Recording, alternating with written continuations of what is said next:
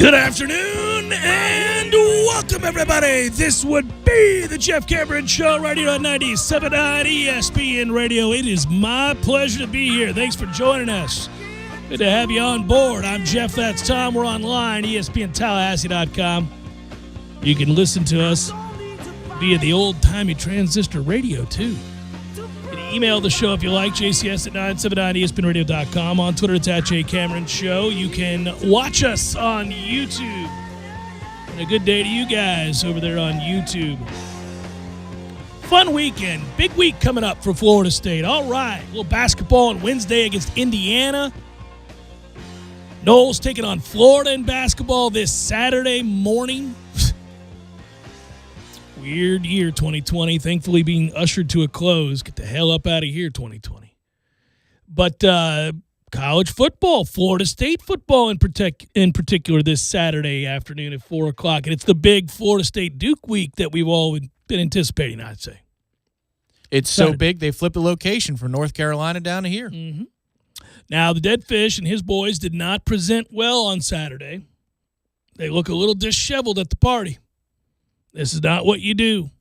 The black tie affair, you didn't show up. Can't come out here in jeans and a T-shirt, Dead Fish. But if that's how you feel, by all means, let's do it again on this Saturday when you roll into Tallahassee.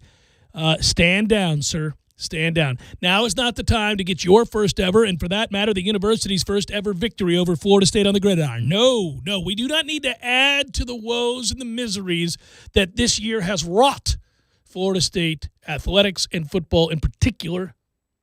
Nope. Let's just leave that alone. You stand down. You remain limp. That's what you do with that handshake, sir, and allow for Florida State to run roughshod and feel better about itself. That sort of false bravado is something we all need right now. In fact, I would encourage the kids with a big lead over a clearly despondent Duke team to taunt and stand over them as the route is on. Let's do it. I'm kicking onsides up 30. Let's go. We're sending messages out here against you, Duke. That's right. That's right, Mike. Do what you got to do. All guests appear via the Phone Hero hotline. Phone Hero specializing in iPhone and iPad repair at two locations, 2915 Cary Forest Parkway, 833 West Gain Street, online at phoneherotlh.com. All right, so jokes aside to an extent, it's somewhat tongue-in-cheek, but I'm kind of serious.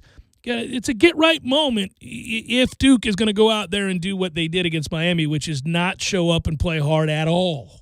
Everything without the taunting, because that's the last thing we need is that culture returning back again. I guess. Yeah, don't taunt when you're losing is the culture I want to get rid of. Don't do it when you're down by 4 touchdowns in the second quarter. You look like a buffoon. We often do. Don't taunt after a 17-yard gain on 3rd and 16. This feels like a black uniform game, doesn't it? Like an alternate world FSU uniform combination. There have been rumors about that for a long time, and I think those rumors persisted for what game was that? Was it the Clemson game? Mm-hmm. When we were on the air for pregame? Oh, all these weeks bleed together now. Yes. But yeah, this feels like Florida State Duke 2020. It's December. Why are we even playing? This feels like an alternate uniform game. Well, do you want them to wear black? Or would you like them to wear the all-whites? I love the all-whites. Those are tight. Would you like them to wear, I don't know, garnet on garnet? Garnet pants, white tops? How about the garnet tops, white pants? Does that work? Ooh. Does the striping actually work with that? I don't think it does. I think you got to go garnet pants, white top. Point is, you got to win the game. Is it? It is. It is. I actually do care on Saturday that they win the game. He's back. That's right. I care about this one. I haven't cared about many of them lately. I didn't care about NC State, Pitt. I haven't really cared. Well, I had a tinge of care for Pitt, and then what's-his-face is warming up down there like there was nothing wrong with his ankle, and I went, Jesus. Of course he's healthy.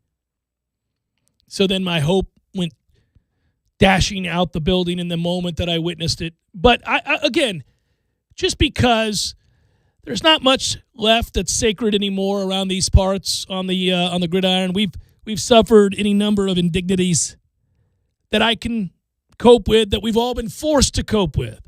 Our new reality's been a tough one, but one that adults can learn to accept and move forward and hope gets better. And it humbles you a bit. It also allows for shining moments 2 and 3, 4 years from now when a return to greatness occurs. In the interim, it's debated as to whether or not that day in the sun ever comes. I sure hope it does, because this year has done something that no previous year had provided. That's right, a very real, deep down in the cockles kind of hatred for Clemson. It's a real thing now. They never mattered to me. They were always striving to be us. They were always hoping someday they could be the great Florida State University.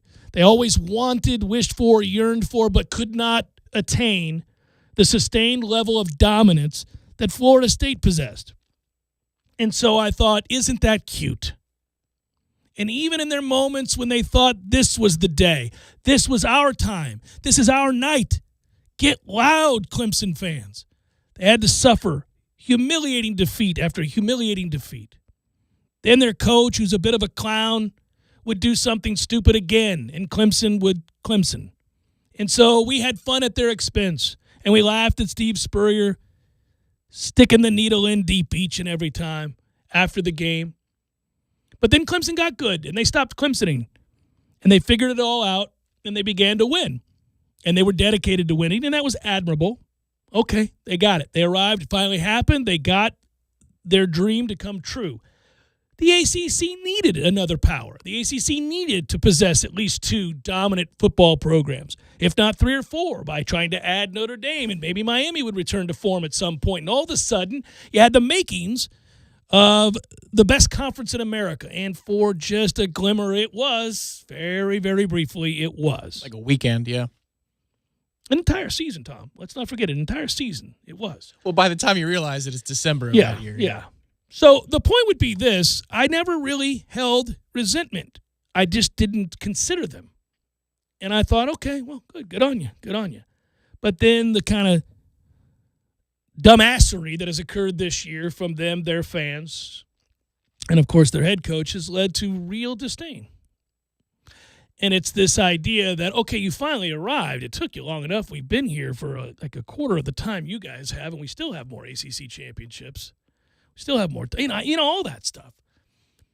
But now it's gotten to be arrogant. Now it's gotten to be where they have forgotten where they come from. They'd forgotten that they were never what Florida State was. And now you see it each and every day on the interwebs.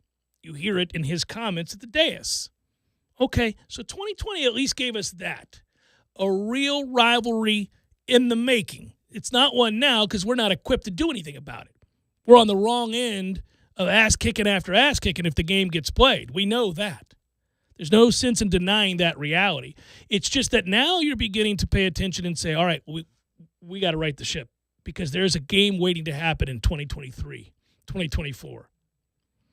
There's a game waiting to happen that's going to matter to all of us in the same way that some of the other great rivalries have mattered to us over the years. And it's finally here in the ACC, and it's not named Miami. It's right there in your own division. It can't get here soon enough, but 2021, just a few weeks away. I'll be interested to see how these things evolve, though, because I feel like it's a Dabo hatred and not necessarily a program hatred. I know that every program has its sycophants, and most of them are, so they're going to follow his lead. But I still get along with the average Clemson fan at a tailgate, I think. I'm not so sure. I have for a long, long time. Yeah, don't think that's going to be true anymore. Nope. They're feeling themselves. They are. Remember, that's a sin. He would never do that. They'll let you know about it, buddy. So I'm going to tell you, I think that's what 2020 has at least provided us. Not equipped to do anything about it just yet, but I'll tell you what, all that remains is that you sustain some semblance of a streak of something that you could hold on to, albeit it's just little tiny pieces. It's crumbs of what we would normally want, just crumbs. But Florida State has never lost to Duke in football. Miami has, folks, but Florida State never has. That's right, they've never. fallen to the dead fish, to Duke, any time or place. It's never happened. Not in football. Let's not start now. Let's not start now. In some ways, it would make sense if it happened this year because, Jesus, what hasn't? But in other ways, it's the last vestige of hope you have. Just hold on to that sucker. Oh, yeah. Feed me those crumbs. I want those crumbs. Got to have them when you're starving. Got to have them when you're starving. Mama bird. It's just a swallow of water when you're dying of thirst, alone in the desert. Keeps you alive a little bit longer as you continue the search for more. This would be a crumb in a year in which we're starving that would keep us around long enough to find other crumbs, maybe future meals. Maybe this little nugget of hope is what leads to Mackenzie Milton bringing you a pizza. boom. A lot of quarterbacks out there that I would take a good look at. I sustain that. Well, I'll beat that drum still. I'm looking for other quarterbacks. It's Mackenzie, and he's got a slice of Sbarro's. We don't need crumbs anymore. Taking me back to being in Tyrone Square Mall in 1986.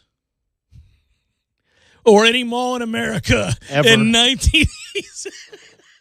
And the funny thing was that pizza was what it was, but it was like the one thing in the food court you could count on. Mm-hmm. Like, I know they won't screw it up. I know exactly what I'm getting with this one. I don't know about you over there.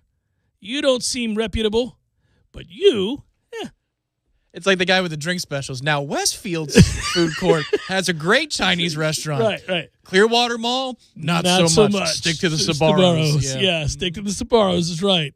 There were only a few places that, before the Chick-fil-A came around, everybody like, what do you do here? Sbarro's is good. You really can't screw that. That's true. Let's go ahead and get Now, the stir fry at Citrus Park Mall. Oh, outstanding. Between that and the Johnny Rockets, you're set. It's all you get. But here, nope, can't trust it. Got to go over here.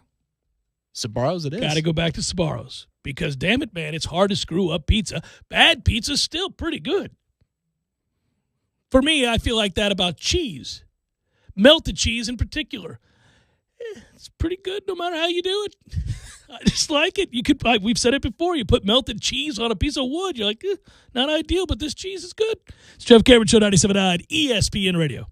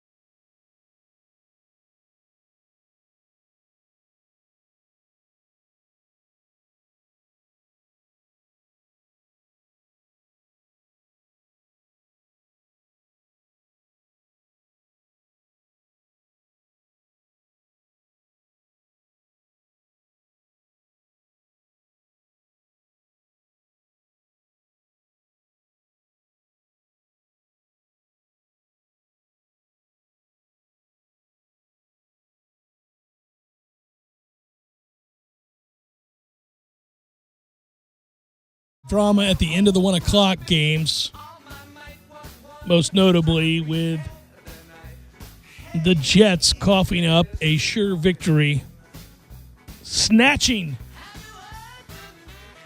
defeat from the jaws of victory. Greg Williams is fired because of it, as he should have been. On the spot, they blew an opportunity to fire him as the game was still being played. I would have. There were still moments where the Jets had an opportunity there. I'd have already fired him and had him ushered off the field while we were there. But that said, listen, at the end of the day, if you're a Jets fan, you're probably happy it happened, although it had to have been tough to look at. I do have a hard time believing that Greg Williams will get another job. He's 60 years old. He's an a-hole. He has said and done a lot of dumb things. This just the latest. I would think, okay, my man, you're running zero coverage here, huh? I don't know if you saw ESPN's numbers there. Only twice since 2016 had a defense sent more than the standard 4 pass rushers while leading by 4 to 8 points in the final 20 seconds, and with the opponent needing 30 to 50 yards for a touchdown. There were 20 snaps of 3 pass rushers, 25 snaps of 4, 0 snaps of 5, 2 snaps of 6. Teams tossed 1 touchdown pass with 7 interceptions and 3 sacks in those efforts since 2016. It's almost impossible to do what they did. You know what that screams to me? That screams research that the manager didn't even need to call about. Like the guy's like, I'm on it. I can't wait to find the answer to this. Yeah, I was reading one coach. They ended up already reaching out. By the way, the exception was the Hail Mary this year from Kyler Murray to DeAndre Hopkins. But Williams sent. I mean, the difference was they didn't send 7.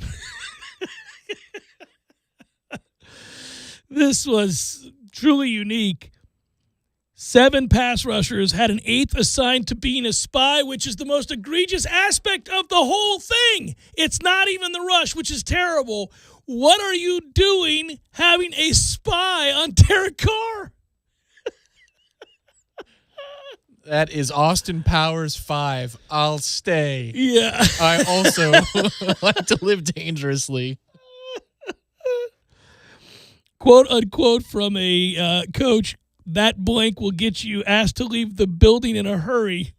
That's an offensive coach in the NFL. That locker room has to be blank, effing blank, blank. It's not like they were 6-6 and it didn't go their way at the end of a game. They were 0-4. They were trying to win the game. Yeah. That was comical. I'm friends, dear friends, and have been with a guy that I love and have for over 20 years who is a huge Bears fan. And very quietly that game played out and nobody cared because why would you at this point? But my heart sunk a little for him watching the way that the Bears lost to Detroit. And the 2 final scores of that game and then what it meant, I got to believe Matt Nagy is in real trouble. Don't think you're going to make it, my man. This is where we're at. And then the other thing is, not only did we see people lose their job on Sunday or suffered losses that will lead to them losing their job shortly enough, there was another case in which I thought you could fire him on the field, but they're not going to because I don't think he's a bad person. But 45-0 are what the Chargers got beat by the New England Patriots, who were on the road and play with a quarterback who can't complete forward passes. 45-0. That could get Anthony Lynn fired, and you could have justifiably done it on the field immediately following the game. Oh, you combine it with all their blown leads? My goodness. Yeah. That is it. That is all for Anthony Lynn. They are now on the phone with prospective hires. That's a job I want. I want that job with the quickness. They got talent. And I watched a lot of that game because, I don't know, that's what I do on Sundays.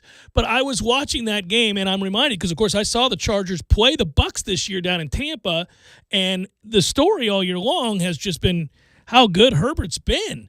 And rightfully right there as Rookie of the Year and has put up numbers that we've not seen before for rookie quarterbacks. I'll grant you in a very uber offensive era. But, you just see it. You see the moxie. You see the physical aspect of what he is. You see him buying time. You see the arm strength. You see the accuracy. You've seen a lot of things to get really excited about. And there are other weapons there. They've got receivers for days. They're a talented team. Not a great offensive line. That hurts them a little bit, and it's a good thing Herbert can move. But they've got weapons. They've got things to work with. And if he gets fired, if you're a free agent coach, that's a place you're like, okay, so presumably, right, the Jets' job will be open, the Bears' job will be open, the Chargers' job will be open, Detroit's job is open. So you've got a lot of options.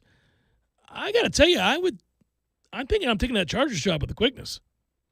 Yeah, it's the job that could get you fired the soonest because of the potential, but it's the job that you could elevate your career forevermore. If Derwin ever stays healthy for a season, they got players. Yeah. I called Derwin. Can you give me 5 games next year? Yeah. I'm not going to start you till December.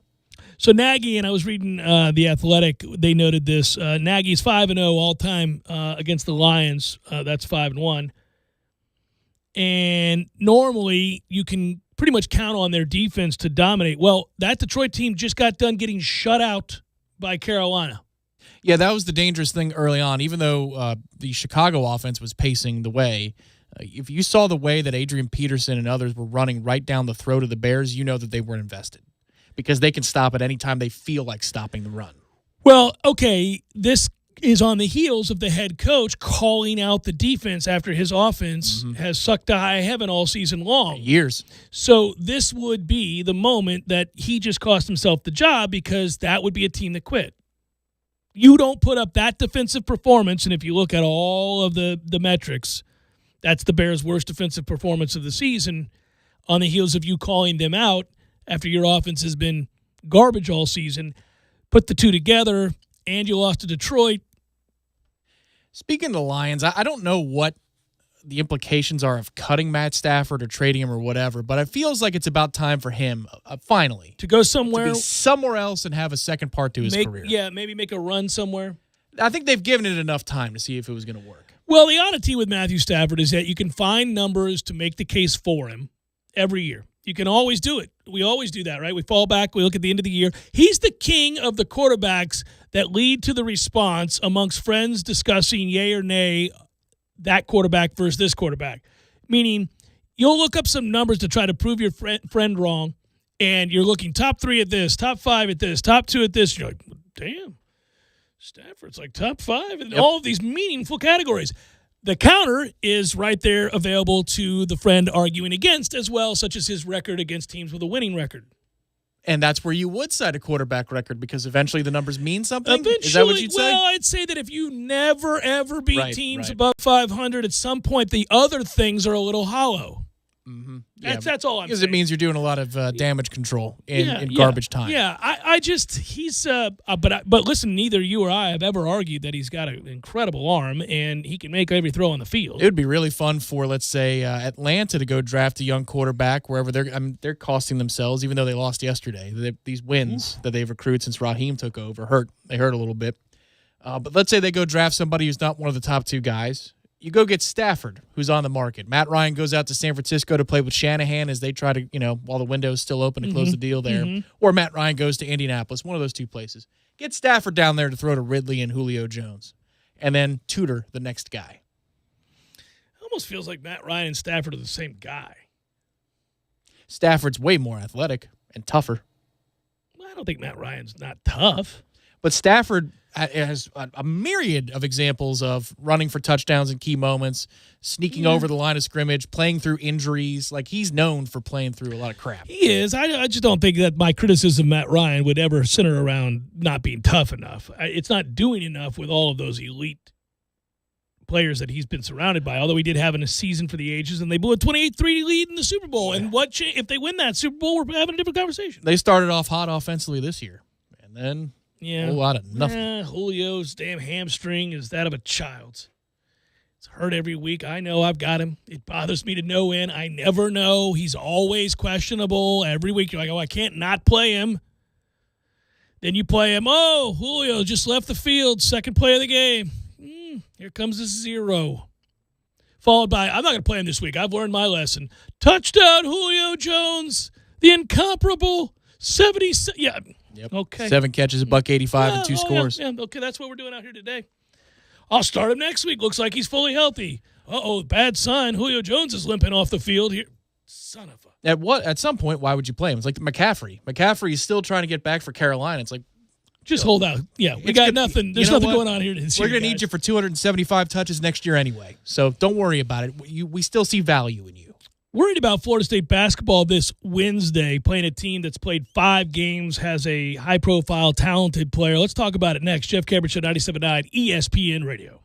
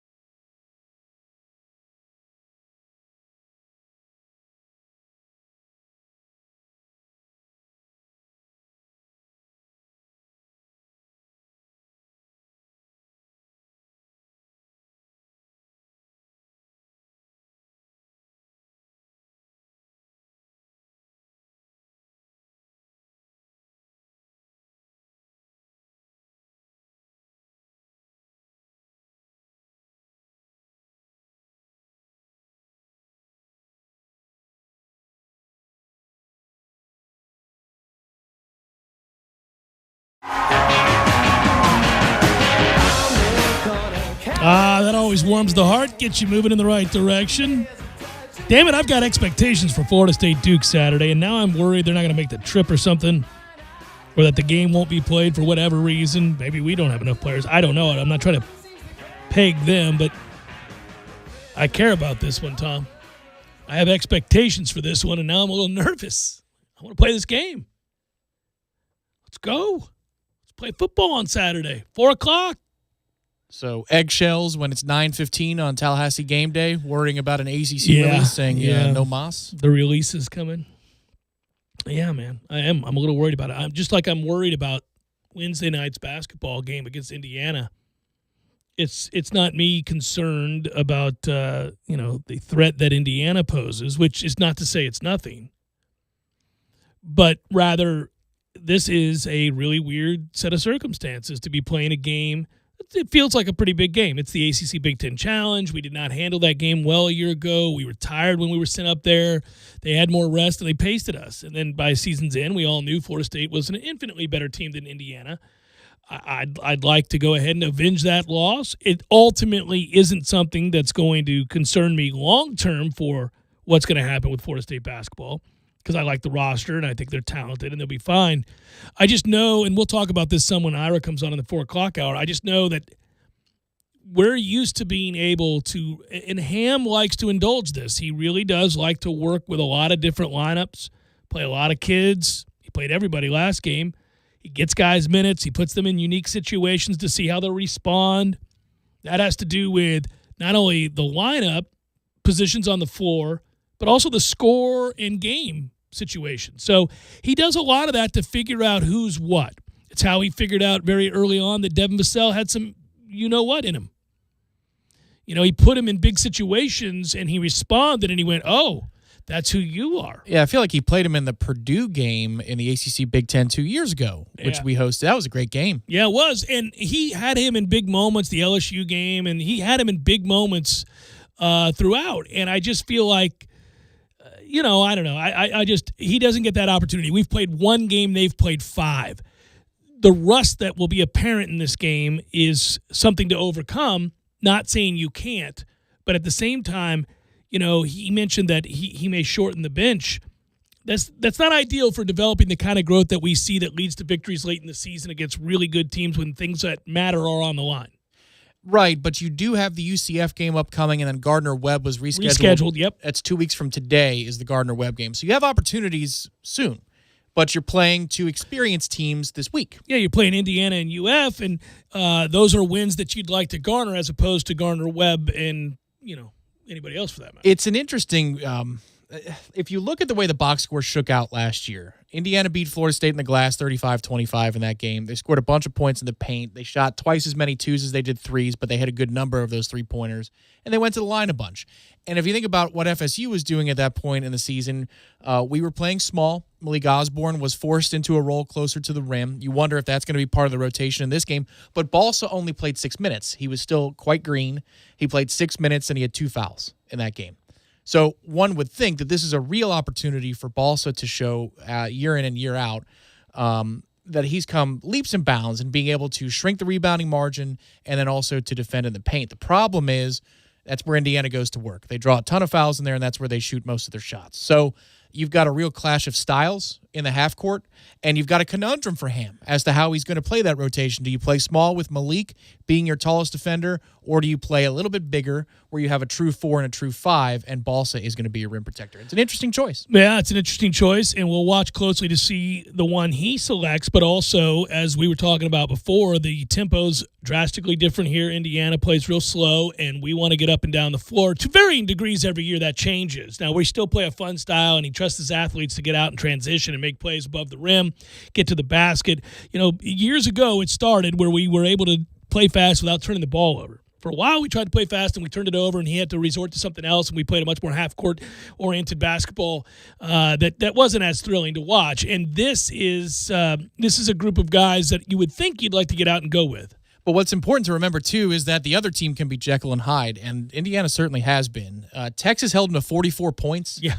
And Indiana had .61 points per possession. That is awful. Yeah. But then the next day they play Stanford, and Stanford was picked preseason to finish top 4 in the Pac-12 to finally get back to the tournament for, I think, the second time since they had the Lopez twins, which is crazy. That's a long, long time ago Good now. God, isn't it? I mean, I remember Tiger Woods being baseline celebrating those wins. And they dropped a ton of points on Stanford. So Indiana can be a little bit Jekyll and Hyde. I think a couple of things that are going to matter greatly. The way the officials call the things in tight around the basket. If they're calling touch fouls, then we're going to be in foul trouble really early, and we've got a real problem on our hands. Seems like that happens 1 or 2 times every season early in the year where now I for once, and this really bothers me, and we'll just see how it goes. We understand crews are different, but Florida State should bring with it the reputation that they play great defense.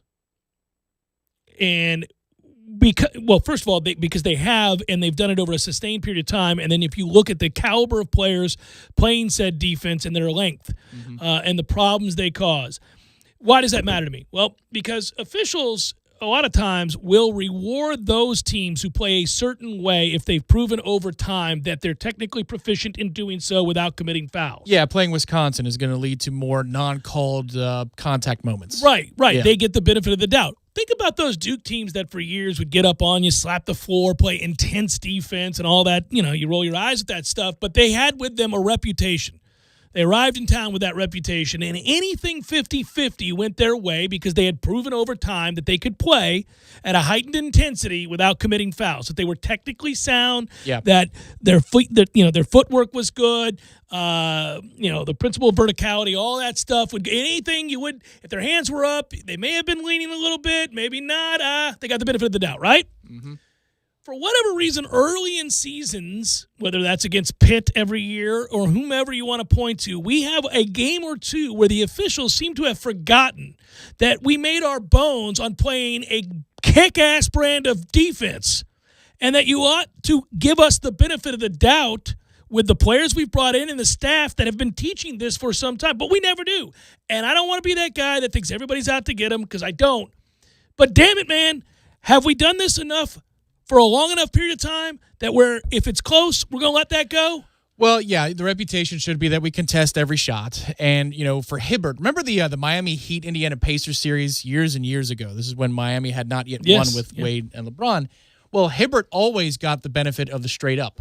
Always. Even if he's kicking out his legs, you say he's moving straight. It's up and down, and the officials do up and down motion. Yeah. Right. His reputation was he can't foul It preceded him. Yes, because he's perfect in that regard. For us, we challenge all the shots, and especially if we play at the cafeteria up in Pitt, we're going to send somebody to the line 50 times a game. Dump. It's Jeff Cameron Show, 97.9 ESPN Radio.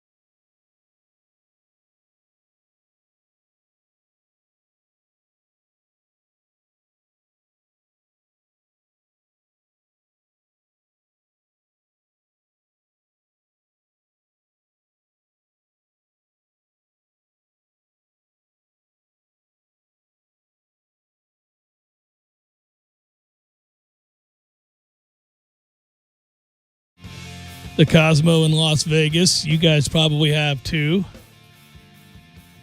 I went there very, very late, as most people do. And the thing I remember most about it was extremely hot, the piece of pizza that I got with some buddies.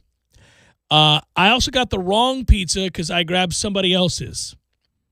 They didn't screw it up. I screwed it up. It had onions all over it, Tom, and I was not thrilled about this, but I was in a situation where I really wanted that pizza. You have a dicey relationship with onions, no pun intended, is that right? Right. I've gotten to be, as a older man, basically once I got into my 30s, I could handle things that had cooked onions on them. Not raw, but cooked. Now, there are raw onions, like in a taco or something, like those sweet onions. That's fine with me. I can handle it. Little pico de gallo onion. Oh, yeah. I can handle that. That's fine. Certain salads that have chopped thin, the purple sweet onion or whatever, okay, I'll deal with it. Cooked onions are fine. I don't have any problem with cooked onions. They added the flavor. I'm good to go. Love the smell of it and everything. But just like onions, like if you were eating a burger and somebody put two slices of onion on it, I'd be like, what are we doing? We just ruined this thing, right? So I can't do it. At that time, I was not enamored with onions, and I never want onions on pizza. I don't like it. I don't care if they're cooked or otherwise. Don't like onions on pizza. That's just me. Back to this story and why it's relevant. At the Cosmo, certain times you're there having a good time. It can get late in a hurry without you realizing it, and perhaps your friends say, hey, we should get some pizza. Well, there's a place at the Cosmo upstairs towards the top that you can get the pizza at the Cosmopolitan. It's very good. I accidentally grabbed somebody else's pizza, and what was funny about it was we didn't realize it until we sat down to eat, and then I saw the dude whose pizza I grabbed come up and go, well, where's my pizza? He was devastated. I was eating his pizza.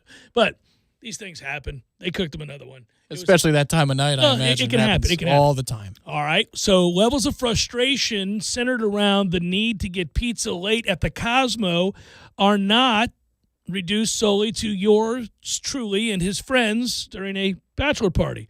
Vontaze Burfict was arrested, talking about Bengals linebacker Vontaze Burfict, who's had some trouble in his life with temper problems. But my man's had some issues, and I've got to guess that in due time we're going to find out that one too many concussions have led to these issues. This isn't going to end well for him, I don't suppose.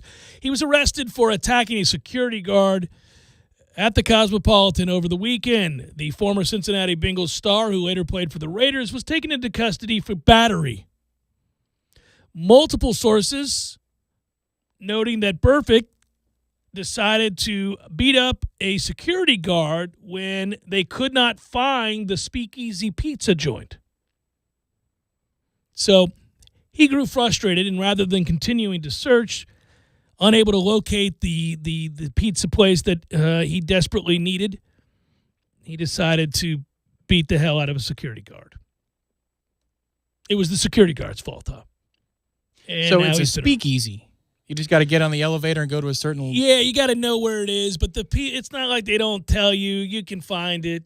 It's secret pizza, Tom, is what it's called. You can get there. It's not hard. I had never been to the Cosmopolitan, and I found it in the state that I was in.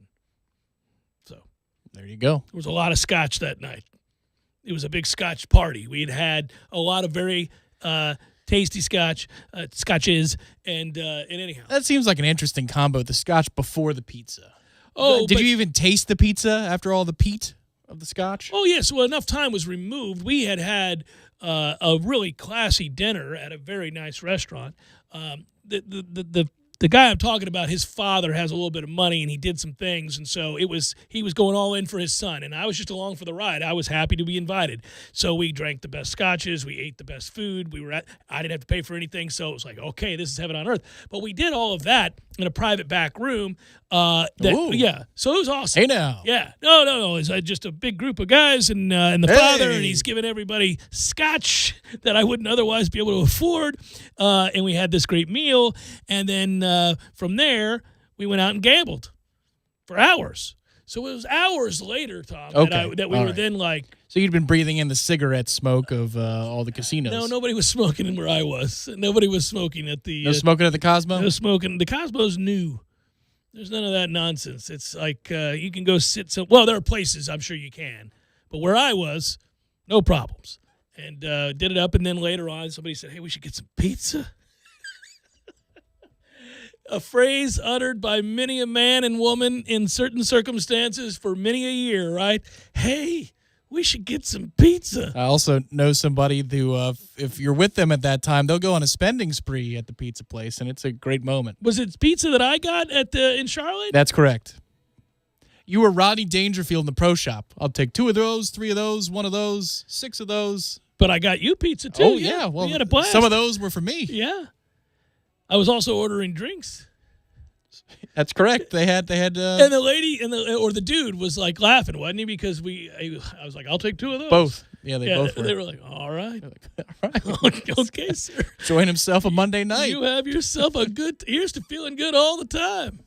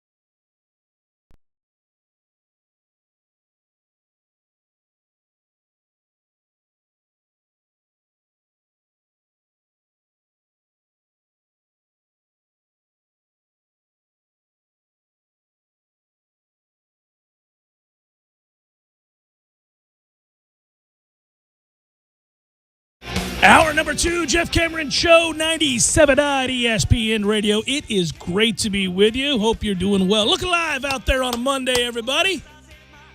Doing all right? Hanging in?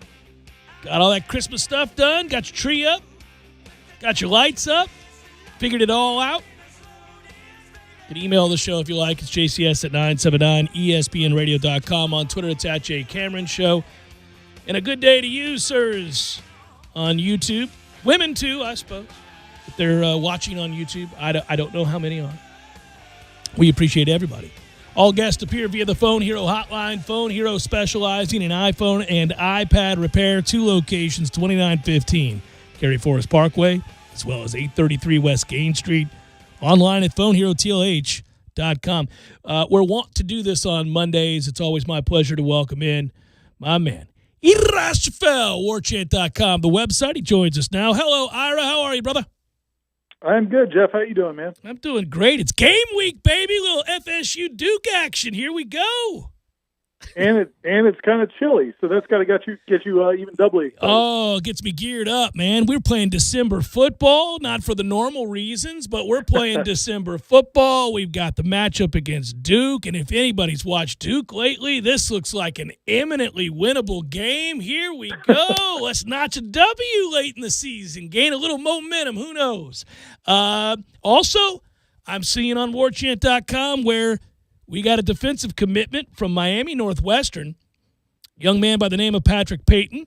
Now, I'll grant you he's a 3-star linebacker, but these days there aren't that many people racing from talent-rich areas of the state to say, I'm committed to Florida State and Mike Norvell. So I smiled when I saw it. I guess I'll start there. Your thoughts? What do we know? What are they telling us? What's the story with this young man, Patrick Payton? Yeah, he's a 6'5", pass rusher type guy. Kid play outside linebacker. I would guess probably more of a defensive end, a weak side defensive end at the college level. And, he was committed to Nebraska and backed out of that recently. There was talk looked like it was going to be Florida State or Miami.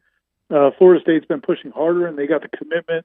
I think anytime it's a Miami kid, you wonder if the Hurricanes ever start pushing harder, whether or not maybe they could get him to flip again. But right now, it's a nice commitment for them, and he's a guy that's, he's had some, he's shown the ability to get out to the quarterback. I think scored a couple defensive touchdowns this past season for Northwestern, and they've gotten a little positive momentum on the recruiting trail the last few days. Now it's not, as you said, it's not like they're getting a lot of 5 stars or 4 stars, but at least as signing day approaches December 16th, just getting guys that have potential and upside. Which this is a young man who does. I think that's going to get a little bit of juice going into the program. Speaking of juice, we're going to have to get him some. He's 205 pounds. I did see that. We're going to have to make sure my man steps up the diet and hits the Bama table strong here because we've got to get some weight on him. I am excited to hear about any time a potential pass rusher is saying yes to Florida State.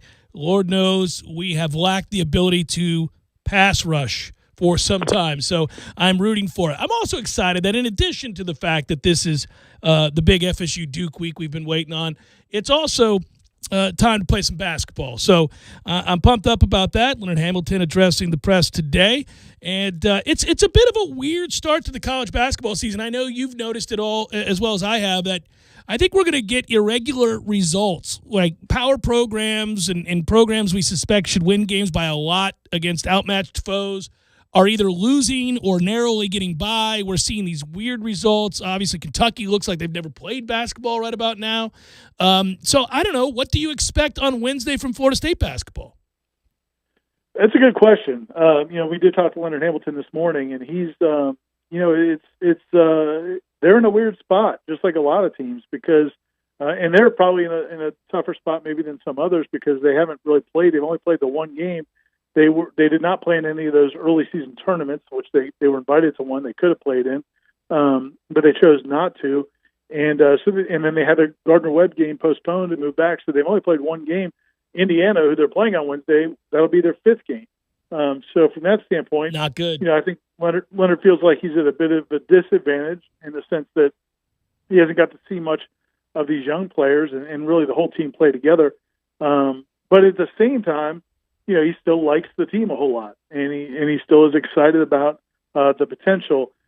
He did mention possibly shortening his bench in this game, which is interesting. Again, this is we're so used to Leonard Hamilton, Florida State basketball playing 10, 11 guys well into late December into January as he tries to figure it out, maybe settle on 9 or 10 guys. And, he mentioned maybe trying to shorten it up a little bit this week for Indiana. That's a game they really want to win because of the way it went last year at Indiana. And so I'm guessing he may rely a little bit more on the veterans. And, if you're going to play the young guys or the newcomers, more Scotty Barnes and Sidar Calhoun, I don't know if you want to play the freshman centers as much, but the problem there, or the young centers as much, but the problem with not doing that is Indiana's strength is their front court. So it's going to be it's an interesting game on a lot of levels. I think you nailed it, Ira. It's important to note these things so that folks who are going to watch this team and watch this game have a better understanding, perhaps if they're just casual observers. I don't want to insult anybody's intelligence. There are a lot of smart basketball fans that have been developed over the last several years here as the program's gotten better. But this is not a typical situation. Leonard Hamilton has always thrived and remained very patient in the midst of trying to figure out his rotations. And he does so by letting a lot of guys play. A lot of guys play in situations where the team, maybe the lead is slipping away or it's a big moment and they learn from it. And he's really a guy who stays the course and gathers and gains that momentum and experience for those guys early in the season. And sometimes they lose games that they shouldn't. Now, by the time we get going into conference play or the bigger matchups, Florida State's usually really well tested. He knows what he's got. And from there, the mixing and matching becomes a little bit easier.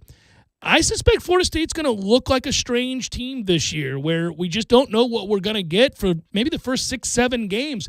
And that could lead to some losses and frustration, but I wouldn't panic because the talent is certainly there. And that's what I think he's alluding to with I really like the team. Well, yeah, they've got a lot of really good players.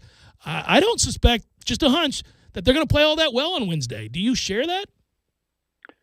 I'm curious about it. Again, Indiana, they've got a 6'9" sophomore forward, Trace.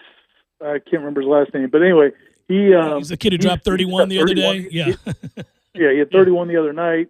He's had a bunch of double-doubles last season as a freshman. He had a nice game against Florida State last year. I think he had like 15 or 16 and 8. He's a beast inside. So it's going to be a good opportunity, to see how Florida State defends him. But traditionally, Florida State, as we all know, defends the big men very, very well. But this will be a big test for Balsa and the other younger post players. And then I think this is a good opportunity for again those veterans. MJ Walker. This is he's had big moments, but never is the guy that you expected to be the guy. He's had some games where he's taken over games. He's had some games where he's made the big plays down the stretch. But I don't know if he's really had the opportunity to do that when the other team knows he's going to be the guy. And so that, from that standpoint, I think that's going to be interesting. It's also going to be interesting to see how Scotty Barnes handles his step up in competition. He playing the point against North Florida. He seemed very in control, but they never really forced the issue either. They kind of like sat back. They didn't want him to attack them off the dribble or get inside against their guards. My guess is Indiana is going to be a little bit more aggressive with them. So we'll see how he handles that. I think you're right. I mean, the approach needs to be these are all great opportunities, kind of at an accelerated pace to see what this team can do, with fully understanding that what we see out of this team right now in this very difficult stretch. They've got Indiana, then they've got Florida, then Georgia Tech, who just had a really nice win. Earlier than they probably need to play those teams in terms of experience. But I think at the end of the day, and one of the things Leonard Hamilton mentioned today was, what's really going to determine their season at the end of the day is going to be the ACC play. So win, lose, or draw, whatever happens in these games, if they get them prepared for ACC play to have success, then that's what's most important. Couple of things here to piggyback on what you just explained about Indiana and about the matchup. My man T. Lizzie over here, of course, doing some things along with show contributor Chris for warchant.com. We were talking about that kid's name, Trace Jackson Davis. Yes. Yeah, he gets fouled on a fourth of his possessions down low. Also, Indiana is 220th in tempo. They don't shoot a lot of threes, and they play maddeningly slow. So we're going to have a contrast in styles here, Ira. Contrast in styles. And I think he's a really good free throw shooter. So, you could be just giving him points if you put him on the line too much. Yeah, that wouldn't be good. Big game against Duke on Saturday, and I'm not even kidding, just because, honestly, and I'm probably going to sound a little bit like negative Nancy Aslan here, man, they can't lose this game to Duke now. That might be unpardonable. I mean, I'm going to need you not to lose to Duke. If you lose to a team that just got pasted 40-something to nothing. 48-0, and it could have been 108-0. I watched some of that, and I'm not kidding. They had no desire to be there. The dead fish told us 2 weeks ago he doesn't want to play football. Right. His team expressed that concern or that same sort of philosophy. It was unreal watching even 10 minutes of that game. I checked in to see, does Duke care to play football? It was a resounding no. They don't. Hey, Ira, we talk about Florida State catching blocks and then dancing, not really trying to get off those blocks, steady holding blocks, steady staying on blocks. Duke's linebackers. On blocks we stay. Duke's linebackers were kind of like, okay, you got me. Go ahead and do what you got to do. It was like it really was like a Pro Bowl. Nobody cared. I mean, even Miami, once they got up big, they're kind of like, oh, you don't want to be here? All right, well, we'll run a little bit, and maybe our guys will, I'll get some younger guys in here. It's weird. So unless something changes completely, Duke's kind of going to just check the temperature. And if they find out that you want to win, they don't really want to meet that anticipation, that intensity. At least that was the way it was with Miami. Come on, guys. You can't lose to Duke. I don't care if we have 22 eligible players. You can't lose to Duke. We've never lost to Duke, Ira. There's a lot of pressure this week. It is an interesting situation because, on the one hand, even if Duke had played pretty well against Miami, I think this was a good opportunity for Florida State. I felt like the last couple of weeks, I thought against Virginia, I thought Florida State would have a good chance. I think Jordan Travis getting back healthy. I think these young players later in the season, young players offensively, I think are going to come around. I expected the offense to play pretty well against Virginia. I definitely expect them to play well against Duke. But to your point, if you also wonder if Duke, because they just got embarrassed like that, maybe they somehow think, okay, we can't go out like that. We've got to really try against Florida State. No. So maybe they'll be a little bit better. No. Maybe a little bit better this week. Lay down. Go quietly into that good night, Duke. Go quietly. It's like you sound like you're sitting by their bedside. Yeah, I'm holding their hand. Hey, you made a good run at it, guys. There's nothing to be ashamed of. You had a good life. Let it go. Let it go. Well, I'll see you in the next world. Always appreciate it, brother. Be good. Thanks, Jeff. See you, man. All right, later.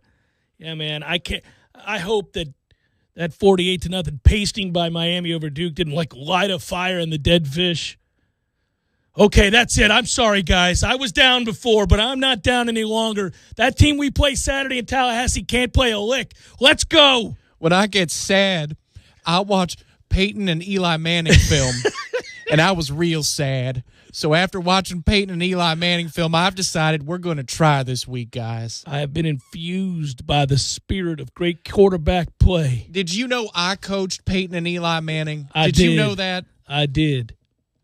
And I'm coaching you this Saturday in Tallahassee, and we're going to walk out of there with Duke's first ever victory against the Noles. And they come charging out. No. And we're going to dedicate it to Peyton and Eli Manning. But they're not dead.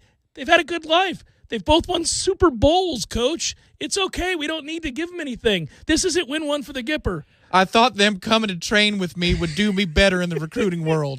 I still don't get players. Oh, man. Hey, they got Danny Dimes. They ended up getting Bryce from Clemson. Chase Bryce. They get players. That's right. No. They get, for Duke, they get something. It's a former 5-star. I thought the Mannings would get me better players. I'm going to get that next Manning kid. My reputation with the Mannings reputation fooled people on Daniel Jones. I'm going to get that new Manning kid, though. I can get him. Specifically the Giants. Yeah. Fooled them. It's the Jeff Cameron Show.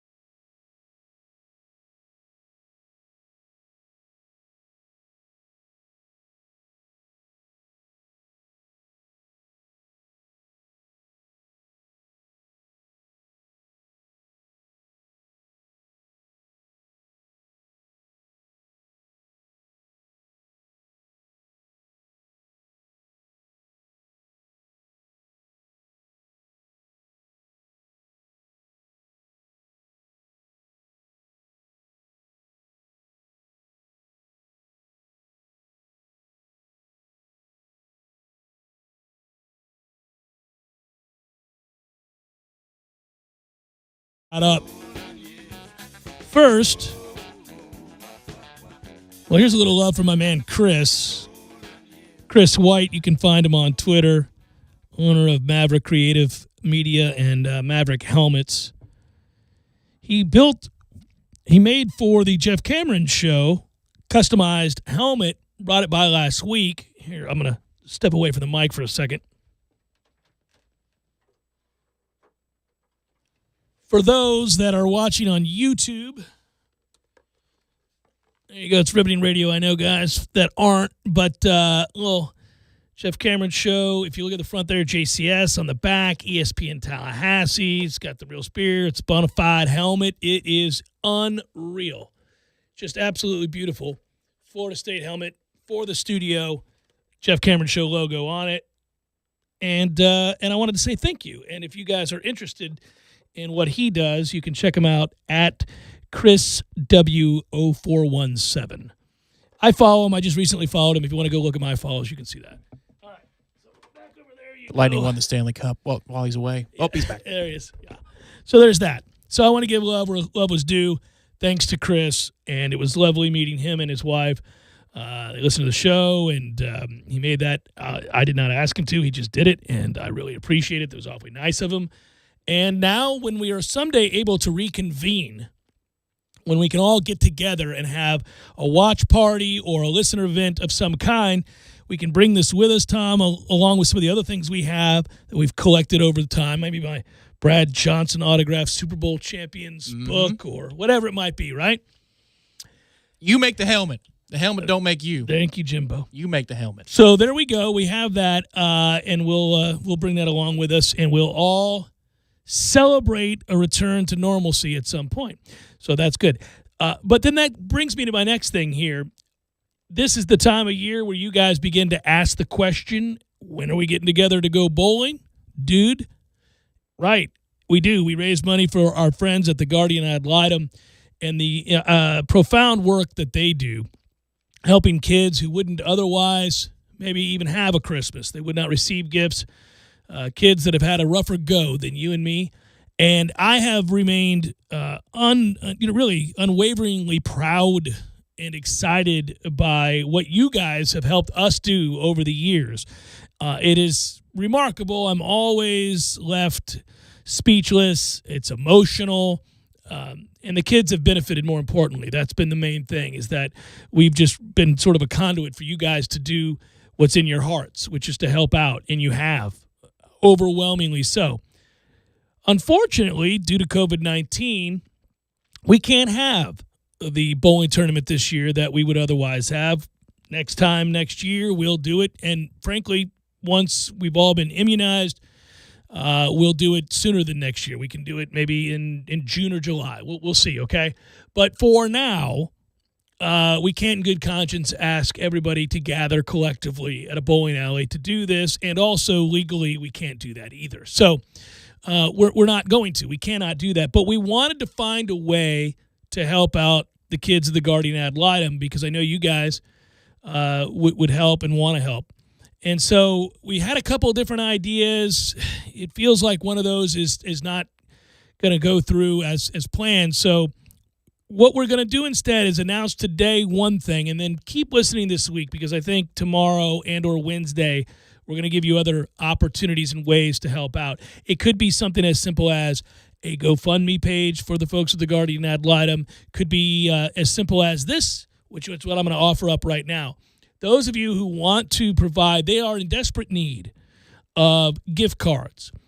Mainly, listen, they're trying. The goal is to try to find maybe $25 gift cards, just those increments. 25, if you can do it. If you can't do 25, do what you can do. I get it, but they're trying to collect as many as they can, because their set of circumstances have altered as well. They're not allowed to visit the families in the same capacity that they are most years when we're not in the midst of a global pandemic. So they just can't go out there and drop off presents and things like that. But what they can do are provide gift cards for these families and for these children specifically.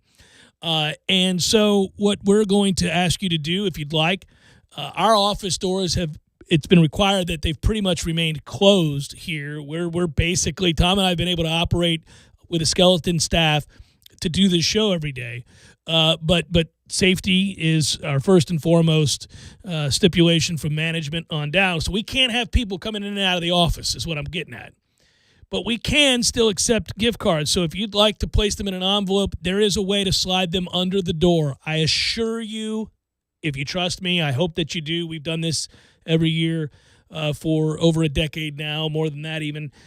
Those gift cards are going to get to the kids of the Guardian Ad Litem. I'm going to give them to Deborah Moore myself. Yeah, it's you, it's me, it's Director Matthew, the only people that set foot in this office at this point. It's the only people that were allowed to do that. That's it. And so that's the only way we can bring you the show. Point is, we wanted a place where you could drop them off, and so there could be more news about more places. I think we're going to have some partners coming up. But okay, yeah. So it looks like that's going to happen. It just hasn't happened as readily as I needed it to or wanted to, and that's nobody's fault. That's nobody's fault. Just circumstances, weird year. But if you want to drop them off here at the studio, what's the address here, Tom?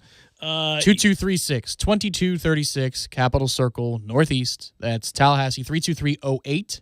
And when you get here, it's behind. I'll give some free love to the folks that sometimes we go for breakfast and lunch. But if it's behind the Canopy Road Cafe. Yeah, come on back to the office. Cap Circle. It's tucked away, 2-story building.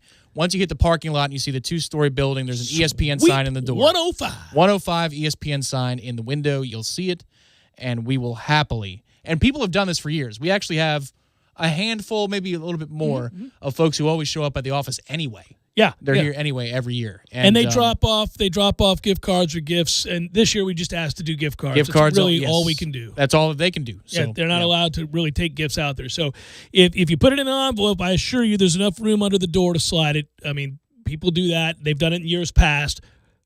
We're going to have to do it, at least for now. That way, feel free. Anything you can do. They prefer $25 gift cards. Hey, fire away. It doesn't matter. I don't care where you go. They don't care. Listen, Best Buy, Target, whatever, Walmart, you whatever's easiest. In short, the idea being this is a brick and mortar location you can bank on, you can place it. And there might be some more, but there is also going to be an electronic way of helping out in case maybe you don't live in Tallahassee anymore and you realize that the folks of the Guardian Ad Litem are, just second to none in what they do. And we're going to find you a way, be it GoFundMe or direct donation link that they have on their page, an easy way that you can support it from wherever you are. And trust us, we do the same because Deborah and the staff are fantastic. Yeah, and their hearts are bigger than the size of either of these two rooms combined. We're just happy to be able to help out in any way possible, and you guys have always done a sterling job of aiding that endeavor. So we're still gonna soldier on and do what we can this year. Listen, more to come in the next couple of days about the electronic aspect of what Tom just talked about. But in the interim, if you did feel compelled and you were in the area to drop off gift cards, you could. We can't come and open the door, but if you want to slide those under the door, that's just fine. We'll I will ensure that those get there. I assure you that we'll do the right thing. We always have. So, and if you want, you can leave your name or not. Doesn't really matter. Just as long as we get those gift cards to them, that's great. All right, Jeff Cameron Show, 97.9 ESPN Radio.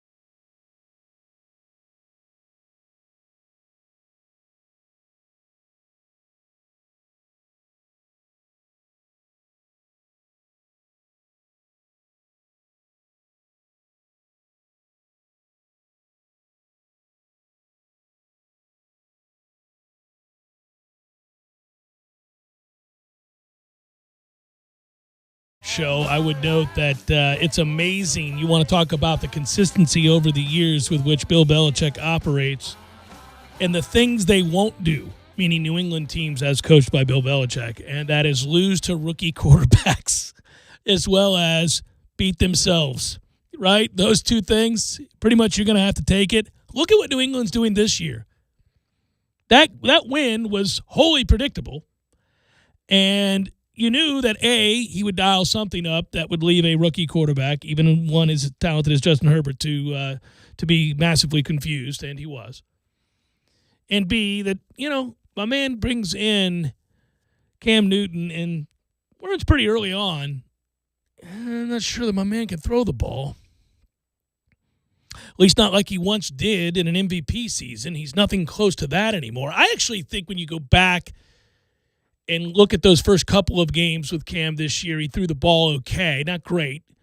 But something happened from an injury standpoint, and he reverted back to the guy that couldn't throw at the end of his time in Carolina. And you kind of see that now, and it makes you think, yeah, he's probably about done, other than the fact that he's got two things really going for him. He's huge, and he looks like nobody we've ever seen play the position. And when he gets out in space, he's still a hoss to try and bring down. And B, he has an infectious personality and love for the game that his teammates, I swear, I've read more quotes after games, wins or losses, that express nothing short of absolute admiration, gratitude, and love for Cam Newton this year from his teammates, more than any other time in his career. And he can't play anymore. Well, short of running you over. He really can't play. Yeah, it was the Seattle game where his arm looked about as live as it did when he won the MVP. Outside of that, there isn't a whole lot. I've wondered if after that hit down on the goal line, it was, been. He took a shot. That game was an absolute joy to watch, It was though. a gem of a game, wasn't it? It was. He went back in time. And you got, peak Russell Wilson versus peak Cam Newton for a night. Yeah, and it's so funny the way those two seasons have gone. Now we have grave concerns about what's going on in Seattle. All of a sudden, their defense is playing a little bit better as opposed to the defense that was on the brink of shattering records for ineptitude in the passing game. And Russ was your surefire MVP, who now has no chance to win the MVP because every week is not any good. Wasn't that long ago. How is it that Russell's never won an MVP? The whole world. Everybody in the national media said, well, you can give it to him now. Lock it up. Russell Wilson's your MVP. Nobody's going to catch him. Staggering numbers every week. And I thought, okay, well, this is a surefire thing. And he is. I mean, listen, I'm not saying Russ can't play. That was kind of tongue-in-cheek. But he's not playing well right now. And the Seahawks aren't playing well at all. And that loss yesterday against the Giants, you're just like, well, okay, this is where we're headed. The playoffs are going to be fascinating, just absolutely fascinating. And the Giants have turned into a team you don't want to play. It turns out that Bucs' narrow victory over New York on the road is now kind of a good win, a decent win. Especially considering they were working on things, which is what they were doing. Well, and the Giants have now won 5 of 7 and have been in a position to have won. They probably should have been 6-1 in their last 7. That's interesting. There's a case where guys don't quit and the coach gets through, and then there's a spark of some kind. Look, I don't think Danny Dimes is the guy, and he's hurt right now. But I don't. I would just tell you that. Okay, Danny Dimes. Well, I know it's ridiculous. But Danny Dimes probably isn't a real quarterback in this league long term, unless you want to say a backup or a lower tier starter.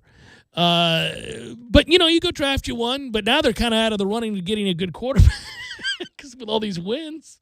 So the playoff picture in the AFC was chaos a couple weeks ago. Now the AFC playoff picture is a little bit more clearer than the NFC. The NFC is nuts.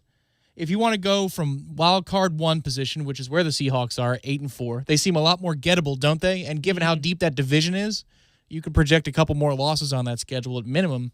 So it's the Seahawks at 8-4 in the 5th spot, which is wild card 1. Wild card 2 to the Bucs at 7-5. Wild card 3 to the Vikings by virtue of a tiebreaker over Arizona. Minnesota is over Arizona at 6-6. Both of them are at 6-6 currently. Bucs and Vikings in a key game for the wild card. this coming weekend. Then you have the 49ers quietly at 5-6, and they'll be playing tonight against the Bills in a really, really important game. Very important game, and one that saw the line. If you're into this sort of thing, do something it rarely does, which is cross over 0 and go back the other way. So the Bills were favored initially by 3. The line, as of this morning, is now the 49ers favored by 1. Wow, that's a huge movement in the NFL. Never happens. Does not happen. The Sharps pushed the number the other. I didn't look at it later today. I don't know what it is right now. But. So the Bears would be in that tie right now with Minnesota and Arizona, but they blew it in the end yesterday against Detroit, who's also 5-7. Now, I'm in teams 10 and 11, but with San Francisco and the important game that they play, and who wants to play them right about now? I mean, the Bills don't, and certainly anybody in their own division. Like, does Seattle want to play San Francisco at this moment? Hell no, they don't. That's 9 deep. So you've got 5 teams battling for 3 spots right now with all reasonable chances, with a couple other ones still on the outside looking in that you never know. Never get to the 7th spot. And that's just the NFC. In the AFC, in the 8th position is Las Vegas, who needed that win desperately yesterday in that miracle. Trending in the wrong direction after getting housed by Atlanta and then narrowly finding a way to win in a miracle fashion over the Jets. But how critical was that result? Because you also had the close shave with the Texans and the Colts. That pushed the Colts, the victory did, the fumbled snap, to 8-4 and a game clear of the Raiders. The Texans season is now over. They had a chance to get in that 7th spot if they won out or all but one game. And they almost took a huge step yesterday, and they did not. So they're eliminated. So where do we sit on a number of teams comes into question. For example, Cleveland wins in impressive fashion. I know the final ends up making it look close, but it was a blowout, and then they kind of just held on. Although, give it up to the Titans. They made that thing game for a while there in the second half. They played hard, but they were so bad in that half.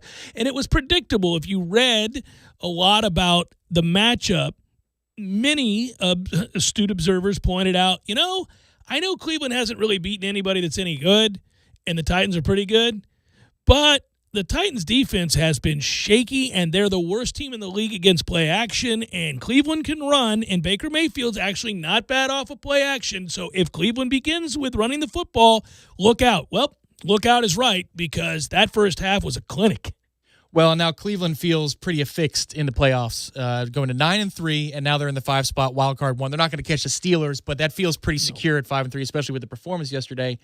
Tennessee is one of those teams on that same kind of plateau, and they're in danger of losing their division lead because the Colts have the same record. And they split on the season. The avenged loss just occurred a couple weeks ago. So 5 through 9 in the AFC goes Cleveland, feel pretty good about them. Then it goes Miami and Indianapolis at 8-4. So those are the last 2 wild card spots. And on the door, knocking on it, are the Raiders at 7-5 and Baltimore, who's 6-5, playing the Cowboys tomorrow. And Lamar Jackson will be back for that game. Don't screw that one up, Baltimore, because you've got a gettable schedule after that.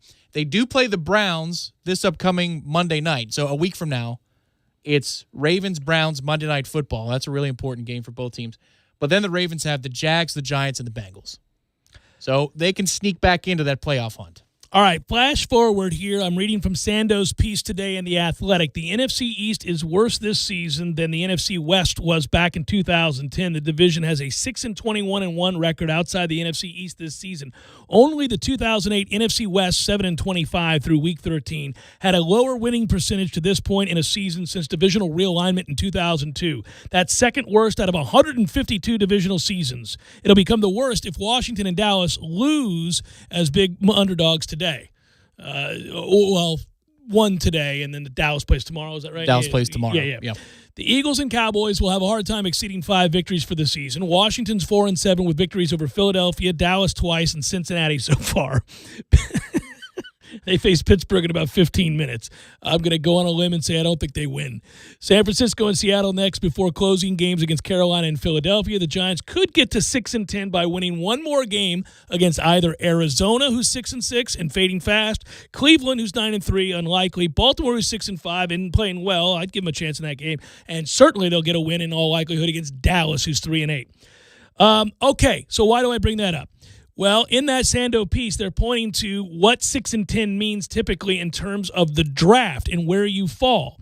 And this is a quote from an executive that he interviewed. Would trade winning for a draft position only if the jump were from the low 20s into the top 10, where the chances for finding elite difference makers statistically is much higher. Washington went 5-11 in 2003, came away with Sean Taylor in the next draft. Dallas went 6-10 in 2004, selected DeMarcus Ware with the 11th pick the following year. The Cowboys went 6-10 again in 2010, came away with Tyrone Smith. Teams sometimes whiff on early choices, but they have more options for impact players. Picking 13th instead of 19th, I couldn't care less, said another executive. The players are the same there statistically. This year, draft position in general will probably mean less than it ever has unless you are 2 or 3 and trying to get one of those quarterbacks. Okay, I say all of that to say this. Look at this list, Tom. We love to go down memory lane, and Sando provides an opportunity for us to do so. Draft picks. I know you're still paying attention. Hang in, everybody. Draft picks 5 through 7. This is a list from 2006 to now, okay? So if you fall outside that group of, say, the top 7, and you fall down into the area of 19th or back further, this is the difference between the kinds of players that you can get in the last 14 years. You ready? At wide receiver, they do it position by position. Let's take a trip, everybody. Pick through 5 through 7 in 2006 for that year, netted Julio Jones. That'll work. Next best player in that 19 range at wide receiver, Brandon Cooks. I'd say there's a big difference. Yeah. Mm-hmm. Mike Evans was drafted in that area. Kendall Wright. Big difference. Mike Williams, Jeremy Maclin. Mel Kiper's darling. Yeah. Corey Davis, Nelson Aguilar. Okay, that's where we are at wide receiver. Tight end, the list is much smaller. One tight end was taken with the first 7 picks since 2006. You know who he was? Greg Olson? Vernon Davis. Oh, Vernon Davis. The list of tight ends. Now, no other tight ends have been taken in that time in that slot, okay? So that year that Vernon Davis went, Jermaine Gresham, who I thought would be good, didn't turn out to be good at all, went 19th. There you go. I was wrong on that one. Oft injured. Yeah, that's what happens. The other tight ends that have been drafted 19 and beyond, Noah Fant, Brandon Pettigrew, Tyler Eifert. Yeah, they're here. They'll show up. They'll punch the clock. Offensive tackles, same thing. You get a long list of guys that turned out to be really good, like Russell Okung and Jake Matthews, as opposed to Garrett Bowles and Jawan James. That's kind of where you get. Center, no centers have been taken. That's kind of surprising. None have been taken in that slot, whereas those outside 19 and lower, Alex Mack, Cam Irving, there you go, who's playing for the Cowboys currently. That's correct. Learned that on Thanksgiving. Frank, you're like, there's Cam Irving. I said left tackle. And he's hurt. Wow. Yeah. Frank Ragnow and Billy Price. All right. Quarterbacks. None 19 through 20, whatever. And here we go. Justin Herbert, Josh Allen, Tua Tagovailoa, if you can say it, Jeff, Daniel Jones, and Mark Sanchez. Sanchez won a playoff game against the Patriots. And the Colts, both on the road. You know, I was thinking about that when I was at school in Iona in the fall of 2005. I thought I was going to live in New York for the rest of my life. That was part of the goal of going up there. And I thought, should I just make the switch because I would have been a Jets fan, and should I just be a Jets fan? Thank God forward? You did not. You know, the crazy thing is the Bucs haven't won a playoff game in all that time. The Jets have. They've been to AFC Championship games 2 or 3 times, and I still made the right choice. It's not even close. Not even close. And yet the Bucs haven't won a single playoff. They haven't been to the playoffs since 2007, and yet I still made the right choice. Won the Super Bowl in 2002, Tom. Won the Super Bowl in 2002. But if you were judging, like, moving forward, yeah, I know. and the Jets have playoff wins, the Bucs have won 0 appearances since 2007. I know. And yet it's still the right move. Last of the list. Here you go. Rapid fire. Running back Adrian Peterson as opposed to Lawrence Maroney. Good old Lawrence Maroney. Isn't that fun to say? Boy. Okay, defensive ends. It gets interesting. Khalil Mack. Yes, please. Tamba Ali. Tamba Ali was a... Okay. Not Khalil Mack. No. Ezekiel Ansah. Chandler Jones. Ziggy Butts. Alden Smith. Shaq Lawson. Well, Alden Smith was a good player when he wasn't insane. Bradley Chubb. Shea McClellan. Defensive tackle, DeForest Buckner or Jeffrey Simmons, Leonard Williams or Phil Taylor. The Buckner-Williams combo is a good one in that group. The Simmons-Taylor combo, not as much. I'm a Met fan. I like Buckner-Williams combos. Things work out. Linebackers, Tom, A.J. Hawk and Devin White. Okay. Sean Witherspoon and Leighton Vander Esch. Vander Esch would be a steal if he ever played. He's just always hurt. When he does play, he's really good. And cornerbacks, it gets interesting. the list isn't so bad. You can find good corners down there in the 19 to 20 whatever range. They're not quite this good, but the list is good. Jalen Ramsey. Vernon Hargraves. Okay, so Jalen Ramsey, 5 through 7. Aqib Talib. Aqib was a multi-time Pro Bowler. Aqib was really good. Patrick Peterson. Antonio Cromartie. Pretty good player. Oh, man. Yeah. Joe Hayden. Kareem Jackson. You're not as moved by those. Vernon Hargraves. Yeah. And then finally, safety Eric Berry or Reggie Nelson, Jamal Adams or Michael Griffin, and LaRon Landry or Clinton Dix. Remember LaRon Landry, how stacked he was? Vaguely. Go look it up. It's ridiculous. It doesn't make any sense. Is he like DK Metcalf level? Yeah, it's kind of like, well, you're cheating. This doesn't look like that's fair. I don't think there was just weird stuff going on with that. Bottom line is, the point of the article, and it's lengthier than that, I just pulled out a segment. Yeah, these wins are nice, and they give you hope, and it's. I think it does portend that players believe in the coaches, and they think, okay, highly enough of them to continue to give effort and improve along the way, although the chances of you winning anything significant are pretty small. I'll grant you, they're going to steal a division title this year, it does look like, so their efforts are going to pay off, at least in the all-time record book for having won the division. Right. And I know, but most of us are just looking at Super Bowl, but... Well, but the weird thing is, if they got to get Danny Dimes back, right? Yes, they do. Instead of Colt, even though Colt led him to a victory yesterday. Colt didn't look good. And I thought of you as I watched it. Colt did not look good. Doesn't look like Colt's played much football in the last 10 years. But is there really a prohibitive favorite in the NFC? Not saying the Giants could win it, don't get me wrong, but it's not like the Chiefs are out there. It's not like they got a Steelers team. The Saints are the 1 seed, and they're vulnerable. Yeah, I'd say they're vulnerable, but we got to stop kind of hating on the Saints, man. That defense is unreal, and they're winning with a clown at quarterback. So, I don't know. Apparently, they're just really good. That's exactly. It's not I know. It's I don't know. I guess so. Well, but I'm saying they just keep winning, and every week we're like, somebody's going to upset that team. They don't even have a quarterback. Well, the Packers, you don't believe in them. Well, I don't no, believe because in we them. saw what happened when they faced us. Right, exactly. And that game wasn't even competitive. The Rams are the other division leader via tiebreaker. Okay, Seattle, pass defense. No, that's falling fast. The Bucks, no. The Giants, of course not. So there isn't really.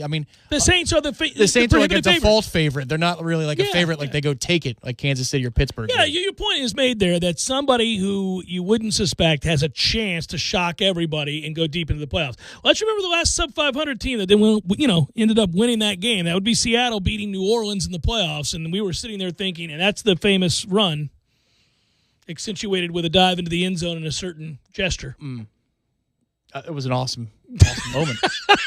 Who forgets that? Nobody forgets that when you see it. But that, and it's also a screwed up system where a team could finish below 500, but they're a division winner, and therefore they're hosting a team. That was the aforementioned Saints. Yeah, well, that's what I'm saying. They end up hosting a game against a team that, wins 12, and you're below 500. I think if I had to pick a team right now out of the NFC, it would be the Rams. Saints would beat the Rams. They would. Aaron Donald interior pressure against old Drewby. Yeah.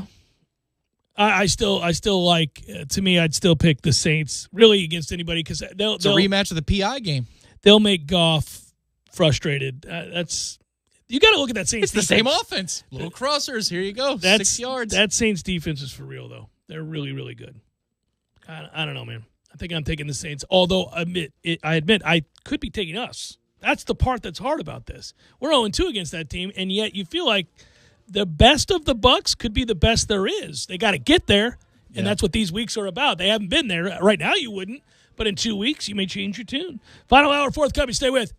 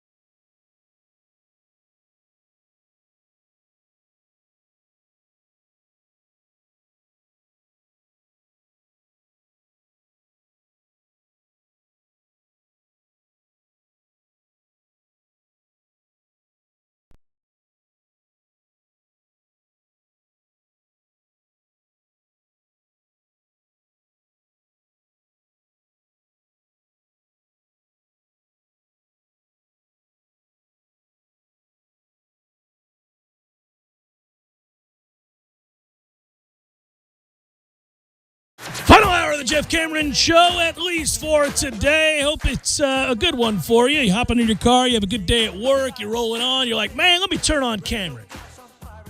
Well, welcome on in.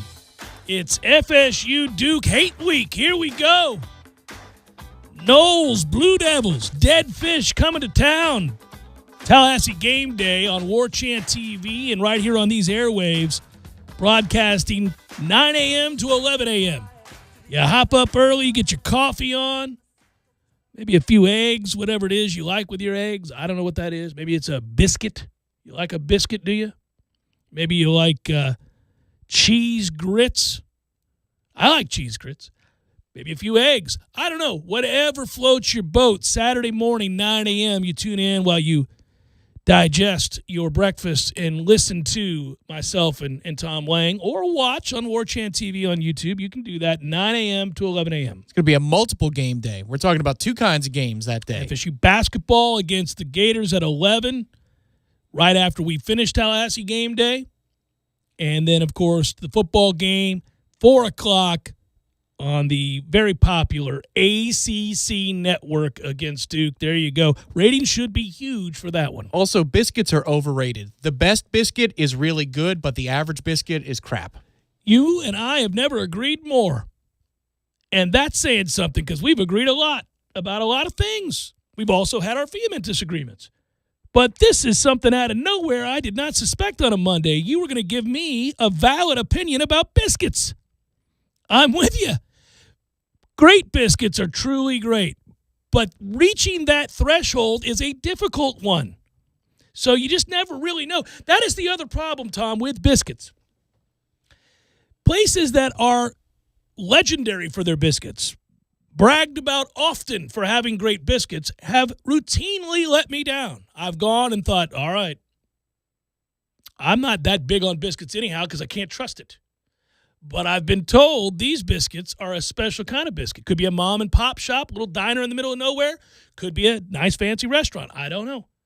I sit down, I order the biscuit because I've been told, got to do it. And then I go and I take that bite. And it's too dry. It's too dry. It's not. It's not moist enough. Oh yeah, the flake game is. It's is the whole bad thing. It's the with whole the thing. biscuits. Yeah, you take that. You go, what is this?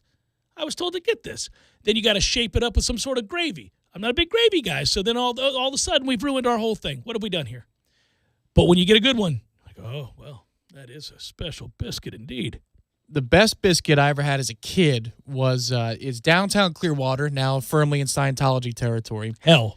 There was a Popeyes, and the Popeyes biscuit was unbelievable. That particular Popeyes biscuit. I've never had Popeyes.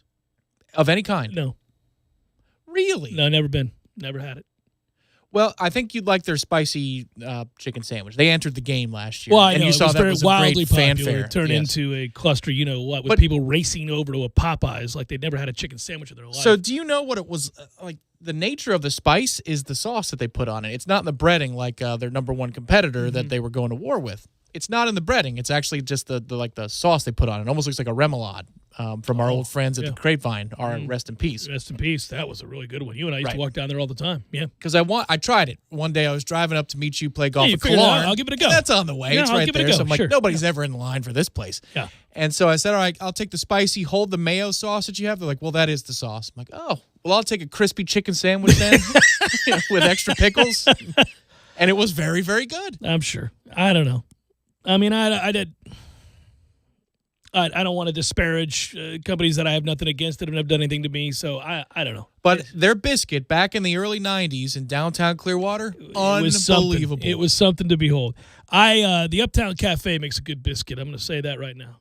A little uptown action. Local business there. Mm-hmm.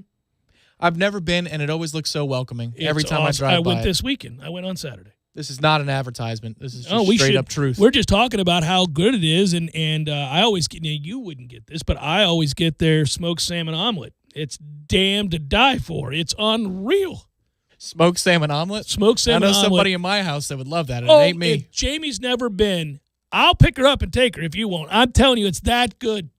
It's that good. Christy and I get it every year. We get it at Christmas time, too. I get a big-ass smoked salmon. I'll buy 2 of them. I'm not having it. It is unreal. They were smoking the salmon while I was there.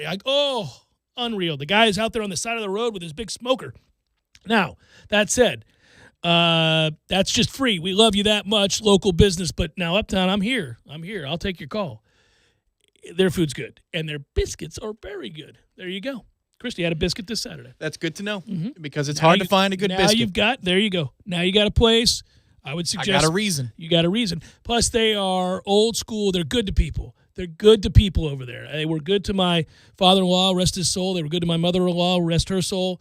They're good to the homeless that I see, unfortunately, around there. They're good to everybody there. They are. By the way, how you doing, YouTubers? You can email us if you like, jcs at 979espnradio.com. You can find me on Twitter at JCameronShow. So last hour, I kind of joked with Ira that this is a big Saturday because of the 11 o'clock tip-off against Florida, but moreover, the 4 o'clock contest against Duke. I'm knocking on wood that the game gets played. I'm not entirely certain that it will. Again, Dead Fish doesn't really want to play football right now. That was evident in their 48-0 shellacking at the hands of Miami. That was a train wreck waiting to happen because Miami does care to play football right now. They were going against an outmatched opponent who also doesn't want to play football. That score was always going to be that way. And in many ways, that's not so humiliating. So, for example, knowing those circumstances and only seeing the final reach 48-0, that's not so bad. Whereas LSU cared to play football on Saturday night. LSU was excited to play football. And let's be honest, Alabama, I know we're prone to hyperbole in the sports talk radio business. And, you know, as I regale you with stories occasionally, I embellish. Got it.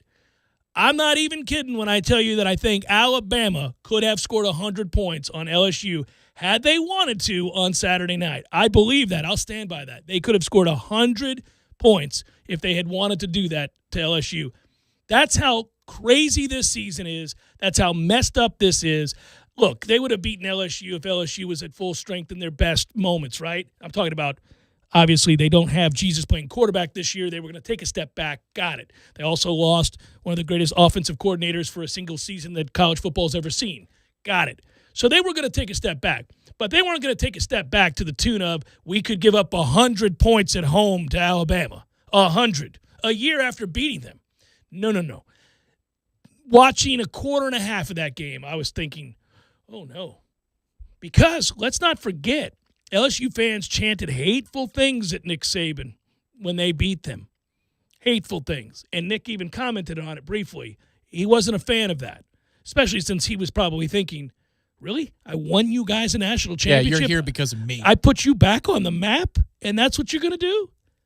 Okay, all right. So I was hoping because of the resentment and the pettiness that he sometimes holds, as all great coaches do, or competitors seem to, I thought he'd do it, but he didn't. He backed off. Once he got into the 50s, he decided, I'll kick field goals. I wanted to see it. Because it, again, illustrates this year doesn't count. Oh, you know what? In the record books, the records will be the records. We got to wear this 2 and 3 or whatever we are, whatever we end up being. I got it. Nobody's winning the Heisman. You can give it to Trask if you want to, who doesn't even deserve to win it. Or you can crown yourself champions if you'd like, Clemson. Put an asterisk next to whatever you want. Nope. Not going to be looked at upon this, or at least at this show, on this show, as anything but a season in which we had to squeeze blood from a stone. That's what we had to do. I got it. Better to have played it than not. So far, none of the student athletes have gotten deadly ill. So, okay, knock on wood as we finish it, come limping across the finish line. But it's apples to oranges. There's any season in which Indiana's in the top 10 or Cincinnati has got a spot and you get the hell up out of here with that nonsense. This season is a joke. It's a joke. And it's not even comparable every week. You're looking at some teams roll out there with 30 eligible players. That's South Carolina, Kentucky. What are we doing? Playing football. Kind of. We're kind of playing football. They're 11 on the field. We're playing football. Yeah. 11 on either side of the ball. And the results are bizarre. They're not indicative of anything that you could ever really hang your hat on. I was thankful for the Alabama 17.5 in the first half. There you go. Well, that was it. That was the number. It was easy. I was done in the first that 12 is minutes. Well, that's also a real year. They do that to everybody every year. They do. They do that every year to people. It's just brutal. It's another big drive for the Crimson Tide.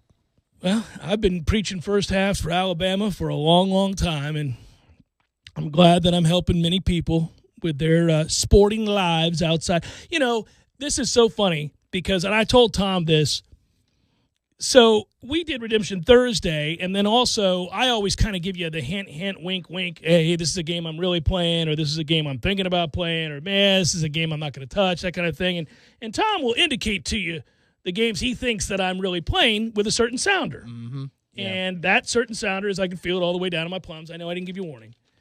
Well, no, the sounder, I can feel all the way down my plums is your confidence level, yes. But then there's also, if it's like off the board, well, if I tell you of some, five, then it's... Alert. I can feel it all the way down in my plum. That used to be the Cat 5 sounder, but we don't have Cat 5s anymore here in Tallahassee. One of these days, buddy, did you just see the recruit we signed? Yeah. Get it together. We're on the way up. It's about to happen. Turn down for what? Boom!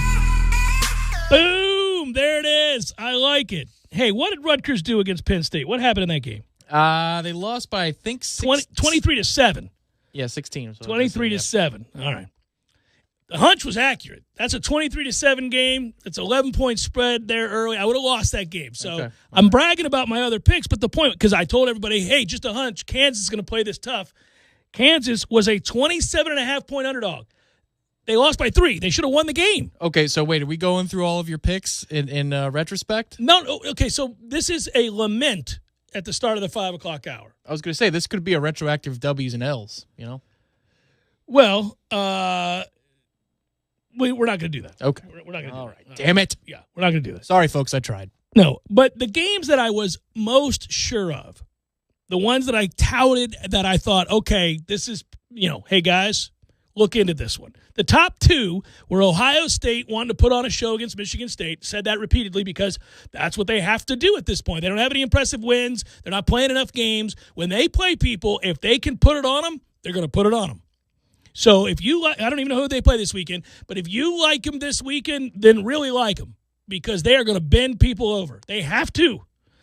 And they ended up winning some ungodly 50-something to 13 or whatever that was, right? Yeah, missing coaches left and right. Didn't matter. Didn't matter. Still throwing in the 2 starters in the offensive line out, too? Yeah, still throwing in the fourth quarter, though, Tom. They got to put that number up there, baby. And then the other one that I thought would be an ass-beating is the aforementioned Miami-Duke game because same thing. Miami cares to be there. Duke doesn't really care to be there. All right, that's a deadly combination. I also had the Fighting Jimbos to knock out Auburn and give the 6.5, and they did. All right, why do I say all this? Because I didn't bet a nary one of them. Not one of them.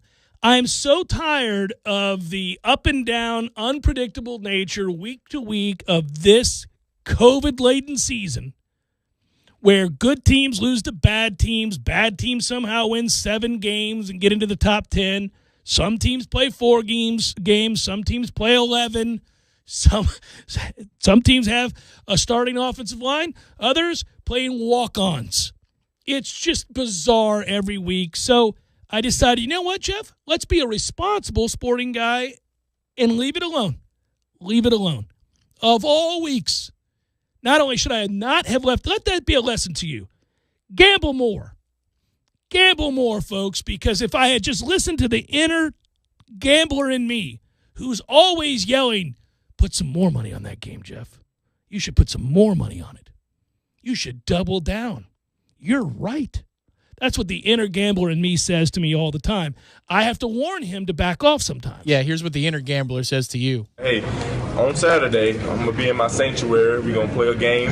We're going to most likely win that game, and we're going to celebrate on Sunday. That's correct. Yes, it does. I look at a game, and I feel a certain way about it. And I say, well, this is what I think is going to happen. And then that pops in my head.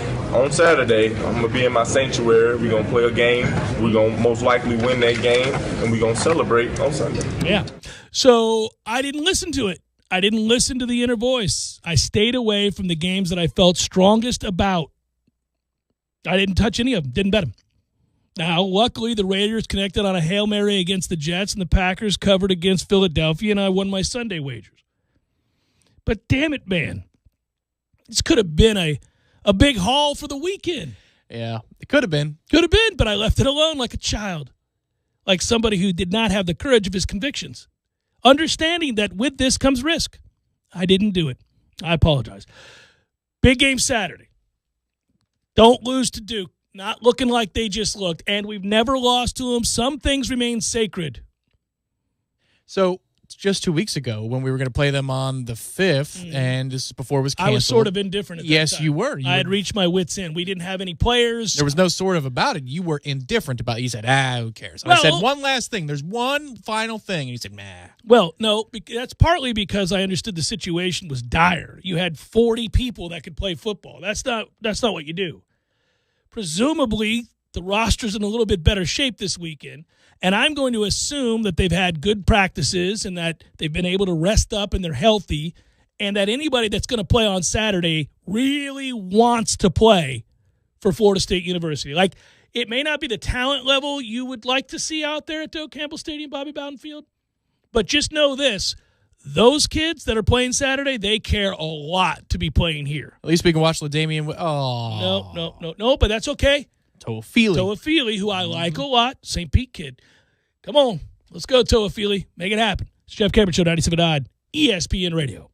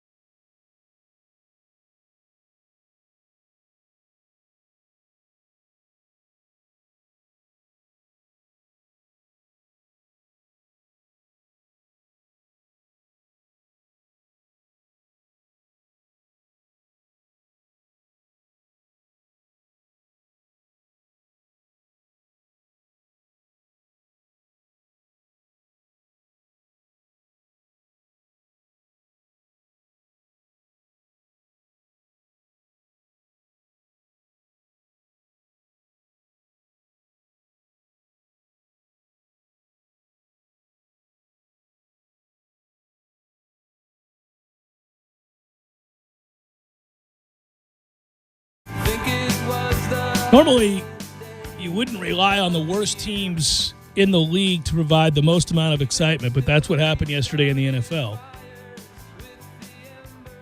And it all began with the touchdown pass that Carr hit Ruggs with. And I felt bad for Lamar Jackson. No, not the quarterback, but rather the defensive back, undrafted free agent who is in coverage there with no help over the top, but bites on a double move. And, son, you can't bite on a double move where the only thing that can hurt you is a touchdown. Can't do it. Especially to 4.27 speed. Can't do it, man. Can't do it. But I was laughing. I said, man, the NFL, you guys win. You win, even when I want to hate you. It was just so good. I was so pissed off about the way that game finished. Actually, it helped me. But it helped me, too. The reason is Nelson Aguilar got missed. Yeah, it was a touchdown on the previous play. Not just then, but 3 or 4 times in the fourth quarter he was missed, and every time he grew angrier and angrier. Oh, he was about to fall over himself. He was so angry. And he was about to beat Carr senseless, and I couldn't wait for his post-game comments after they lost to the winless Jets, and everybody's got to talk about why they sucked on that given day. And Aguilar would have been amazing. Those quotes would have been amazing. And unfortunately, we did not get those because Ruggs made the catch. Well, instead, what we did get was Rex Ryan today saying, quote, "That's the dumbest call I've ever seen. I've been around this thing for 58 years, 30 years as a coach. That's the dumbest call of all time. There's a time and a place for cover zero. That sure ain't it. He's just stupid." Wow. So Rex Ryan is in a position where he has to say stuff like that. But he's also right. If you're going to, that's really well done. That's really well done. Yeah, well, I just felt bad for the players. And I don't care anything about the Jets. I don't care anything about the Raiders. I just felt bad for the players. They played hard.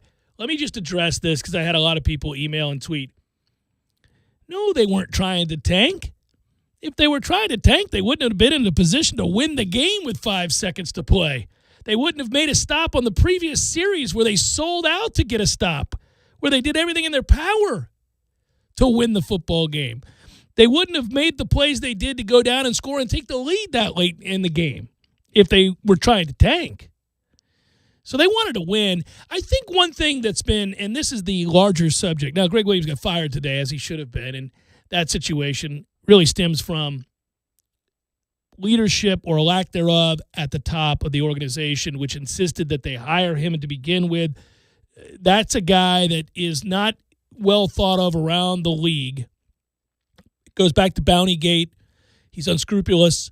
He has said and done things that should have had him fired numerous times, even within the context of this season where you're undermining the head coach to the press. I'm a pretty tolerant guy. I think you are too. I think we want people to express themselves, so on and so forth. If you're in a position of authority and you're the head man and one of your workers, a person who is working at the behest of you, presumably, were to publicly ridicule you to the press, that's an instantaneous fireable offense. And I'm not waiting around to find out what your excuse was. You're fired on the spot. We're done. Whatever you need to say to me in the privacy of the room. Come in and yell at me and scream at me, and we can have an MF battle.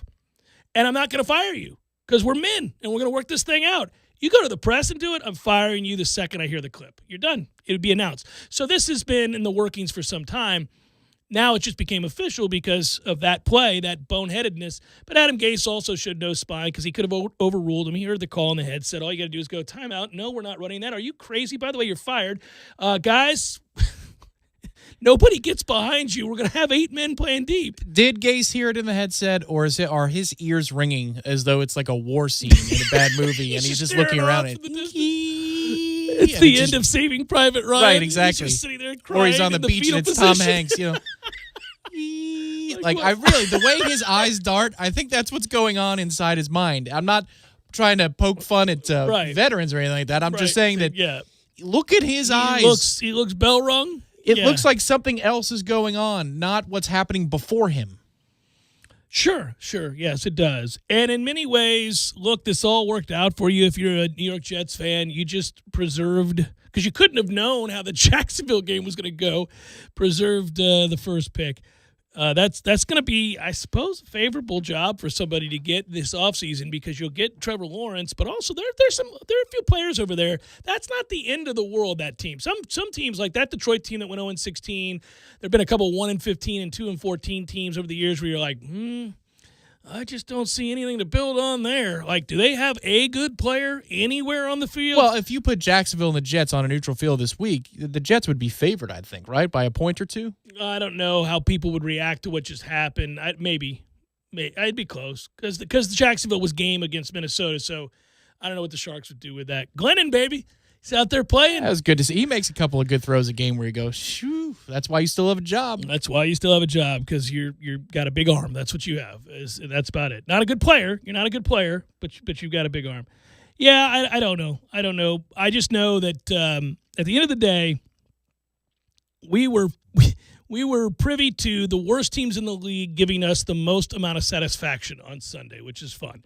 Now, that's the other thing. This Sunday kind of provided a glimpse at really this jockeying for position. Look what the Giants are doing by continuing to win, screwing themselves in the draft, right? But it's admirable. I think ultimately what I'm getting at is NFL teams don't tank games.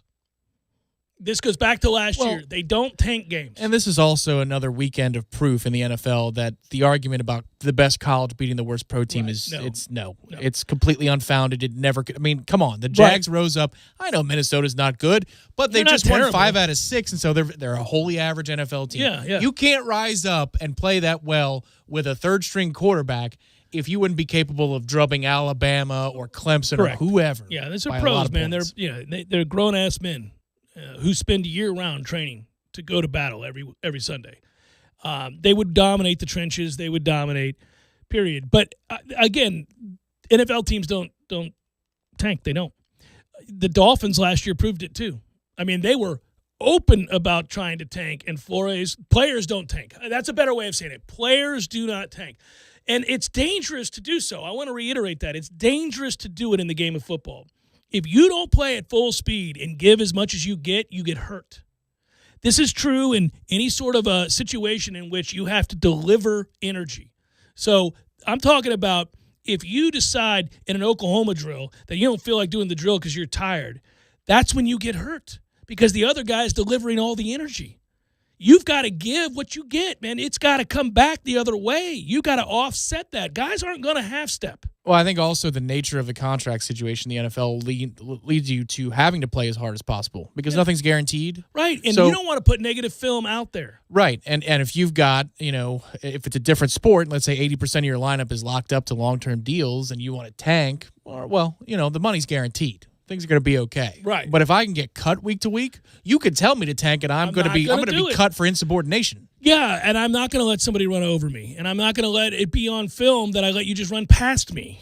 No. Those are honest mistakes. Those are players just getting beat by other players. It is, now you can, as an organization, you can certainly put your least talented roster on the field.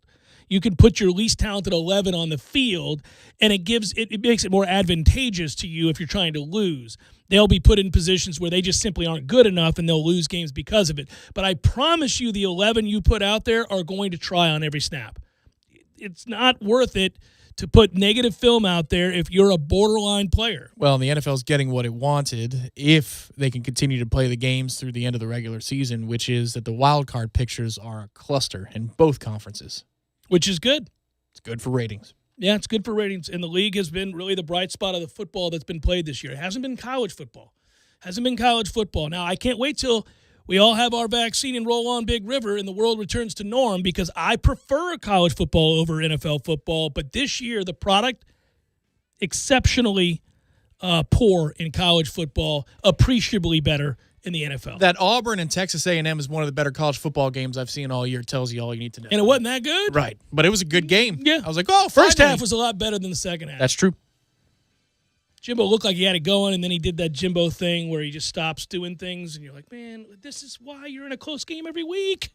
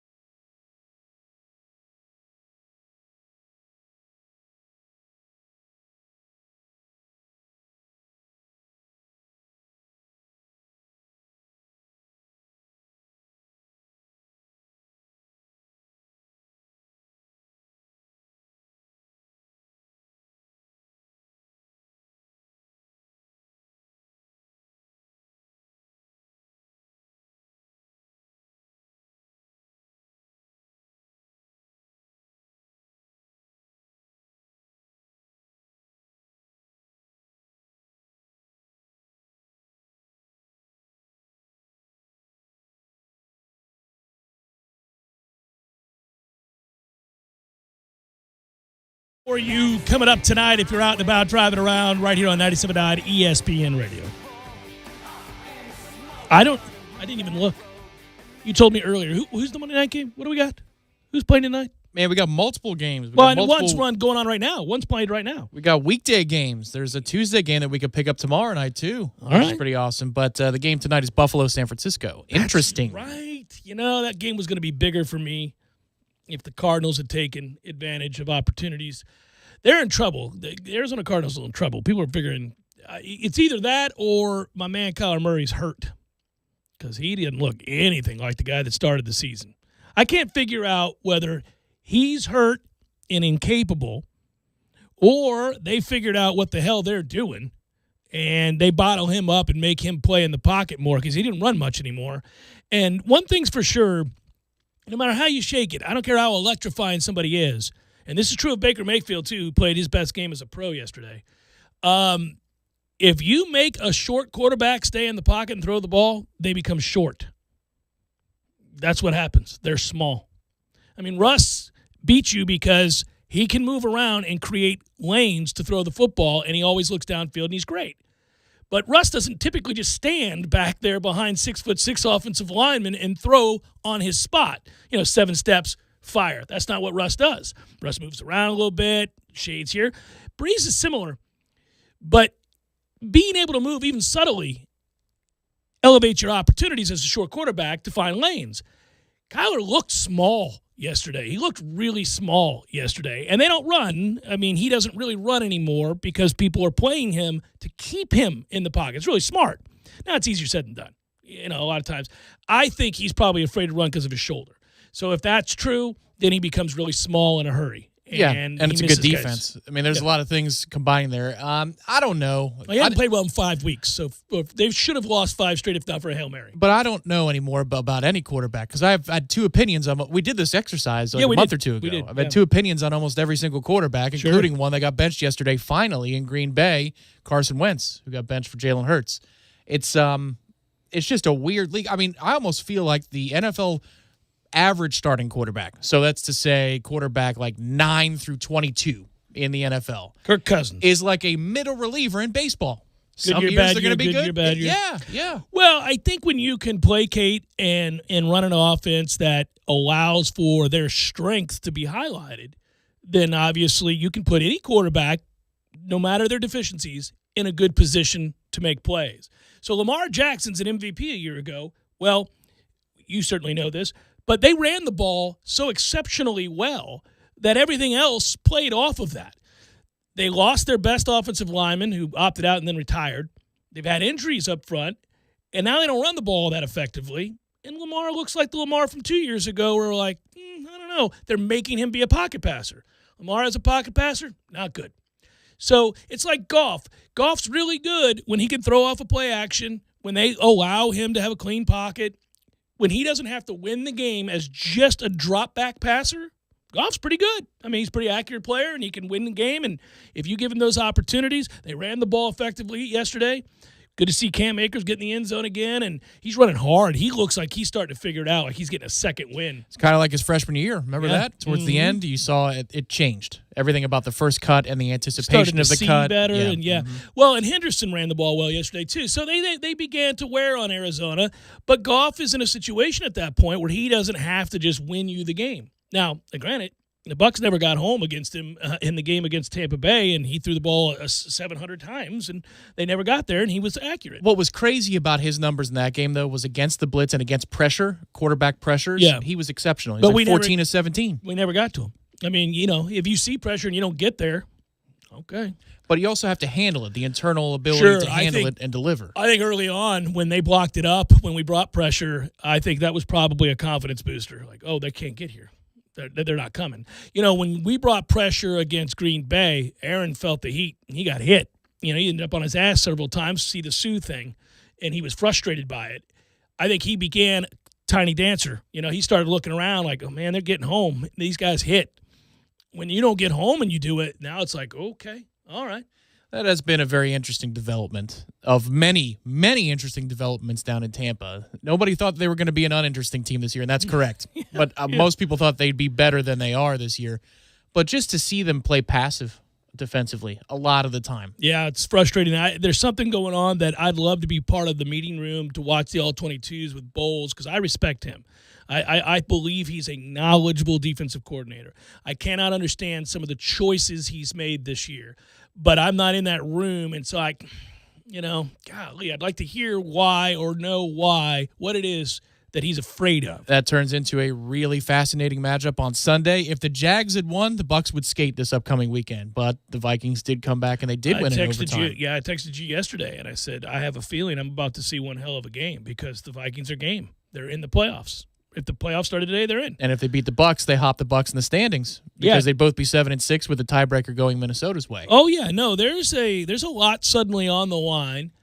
I want to say, okay, the Bucs coming off the bye week, not having played a lengthy overtime game, playing at home for what that's worth, not having to travel is what that's worth.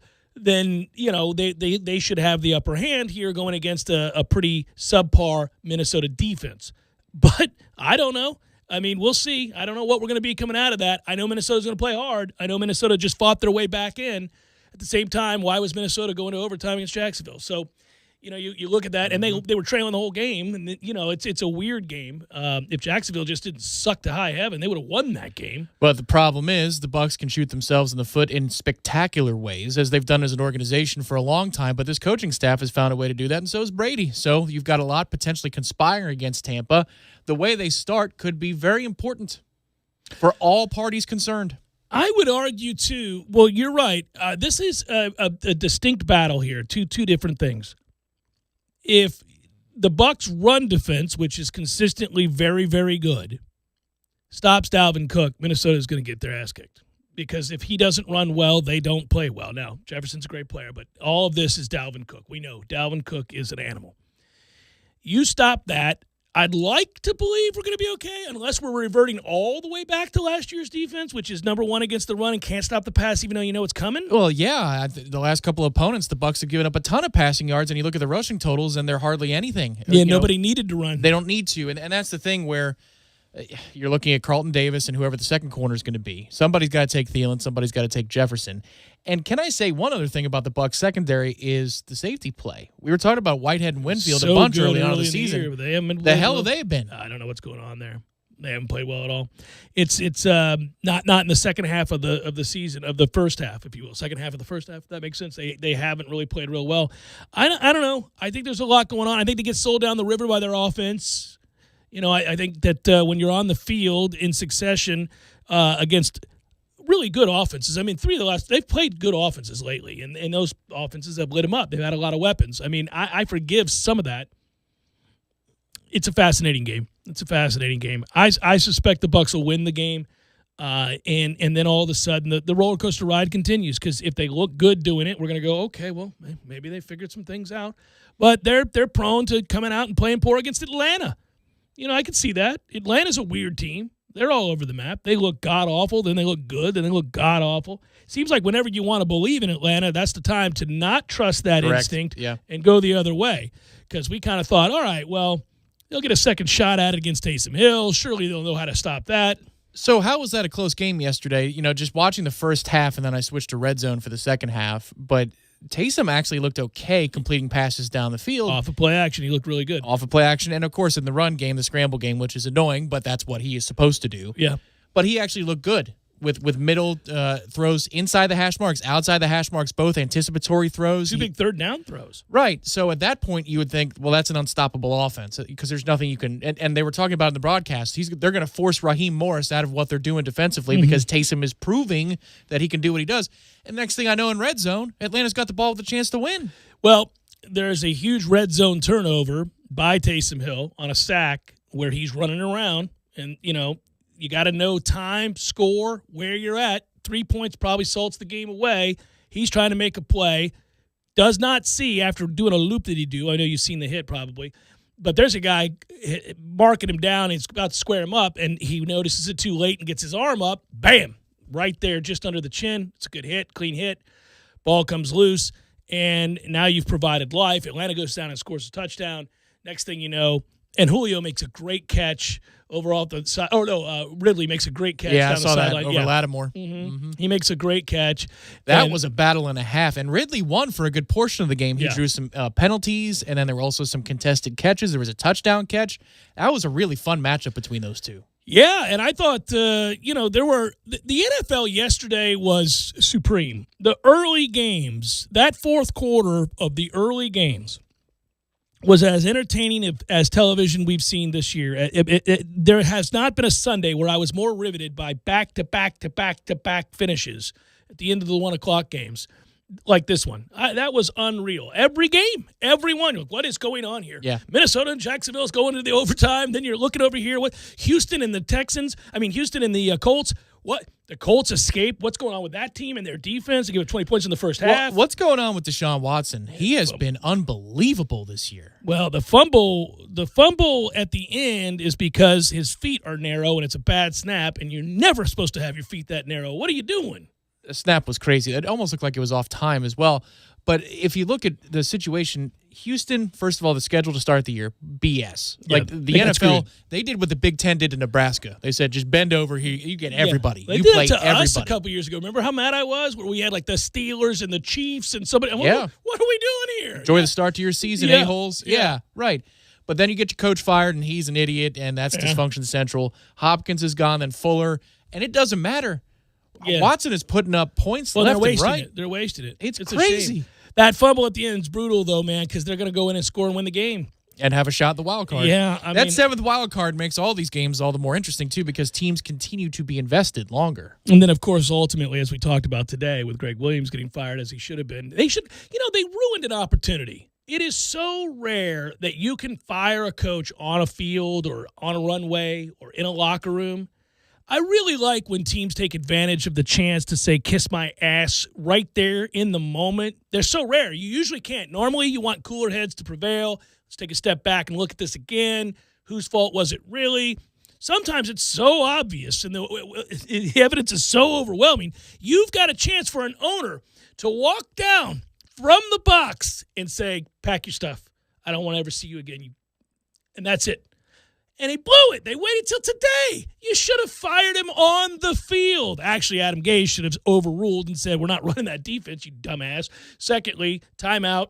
What the hell? Get off my sideline. I'm firing you now. Get off my sideline. It was insane what happened there. They could have fired him in the locker room. They could have fired him on the field. They could have fired him as they were, leaving the facility. Yeah. They waited. I don't know why. And it's not like there wasn't a shot across the bow. The previous play, which is open down the middle of the field.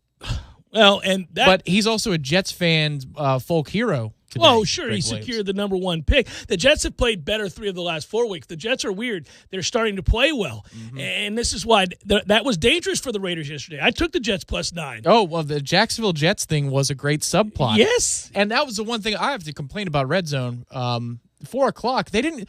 So Hansen over and over says, well, this is a game that it's not important between these two teams, between Jacksonville Well, I guess and it the is. Vikings. If the Vikings lose, it's huge. We're waiting for a game-winning kick or a touchdown, and we'll give you feedback. Right now, let's go to Patriots and Chargers. We know you guys want to see the 4 o'clock games. I don't want to see the first quarter of a 4 o'clock window. Not when the game's about to go to overtime. When you have a wild card contender and you have a team playing for the number 1 overall pick, I'll take overtime over the first quarter of any game. I'll take overtime. Always. Yeah, What really. the hell is wrong with you? The only time I would disagree with you and say, nope, don't care, would be if Cincinnati were playing Denver or something. Okay, but guess what? The best 4 o'clock game is on your broadcast channel, not the Whip Around Network. That was funny. That segment brought to you by our friends at Witten Glass, a family-owned and operated business serving Tallahassee and the Big Bend area since 1945. They're Tallahassee's first family and glass replacement, highly respected for their quality of installation, both residential and commercial. Witten Glass. Give them a call today at 222-5781. That's 222-5781. Good work out of you, Thomas. Good work, Matthew. Thanks to all of you who listened. Monday Night Football later on. We got you covered. Enjoy the game if you're working late. There are those of you out there who do. So, I hope you get to enjoy the game by listening to us, and we'll talk to you tomorrow. Be well, everybody.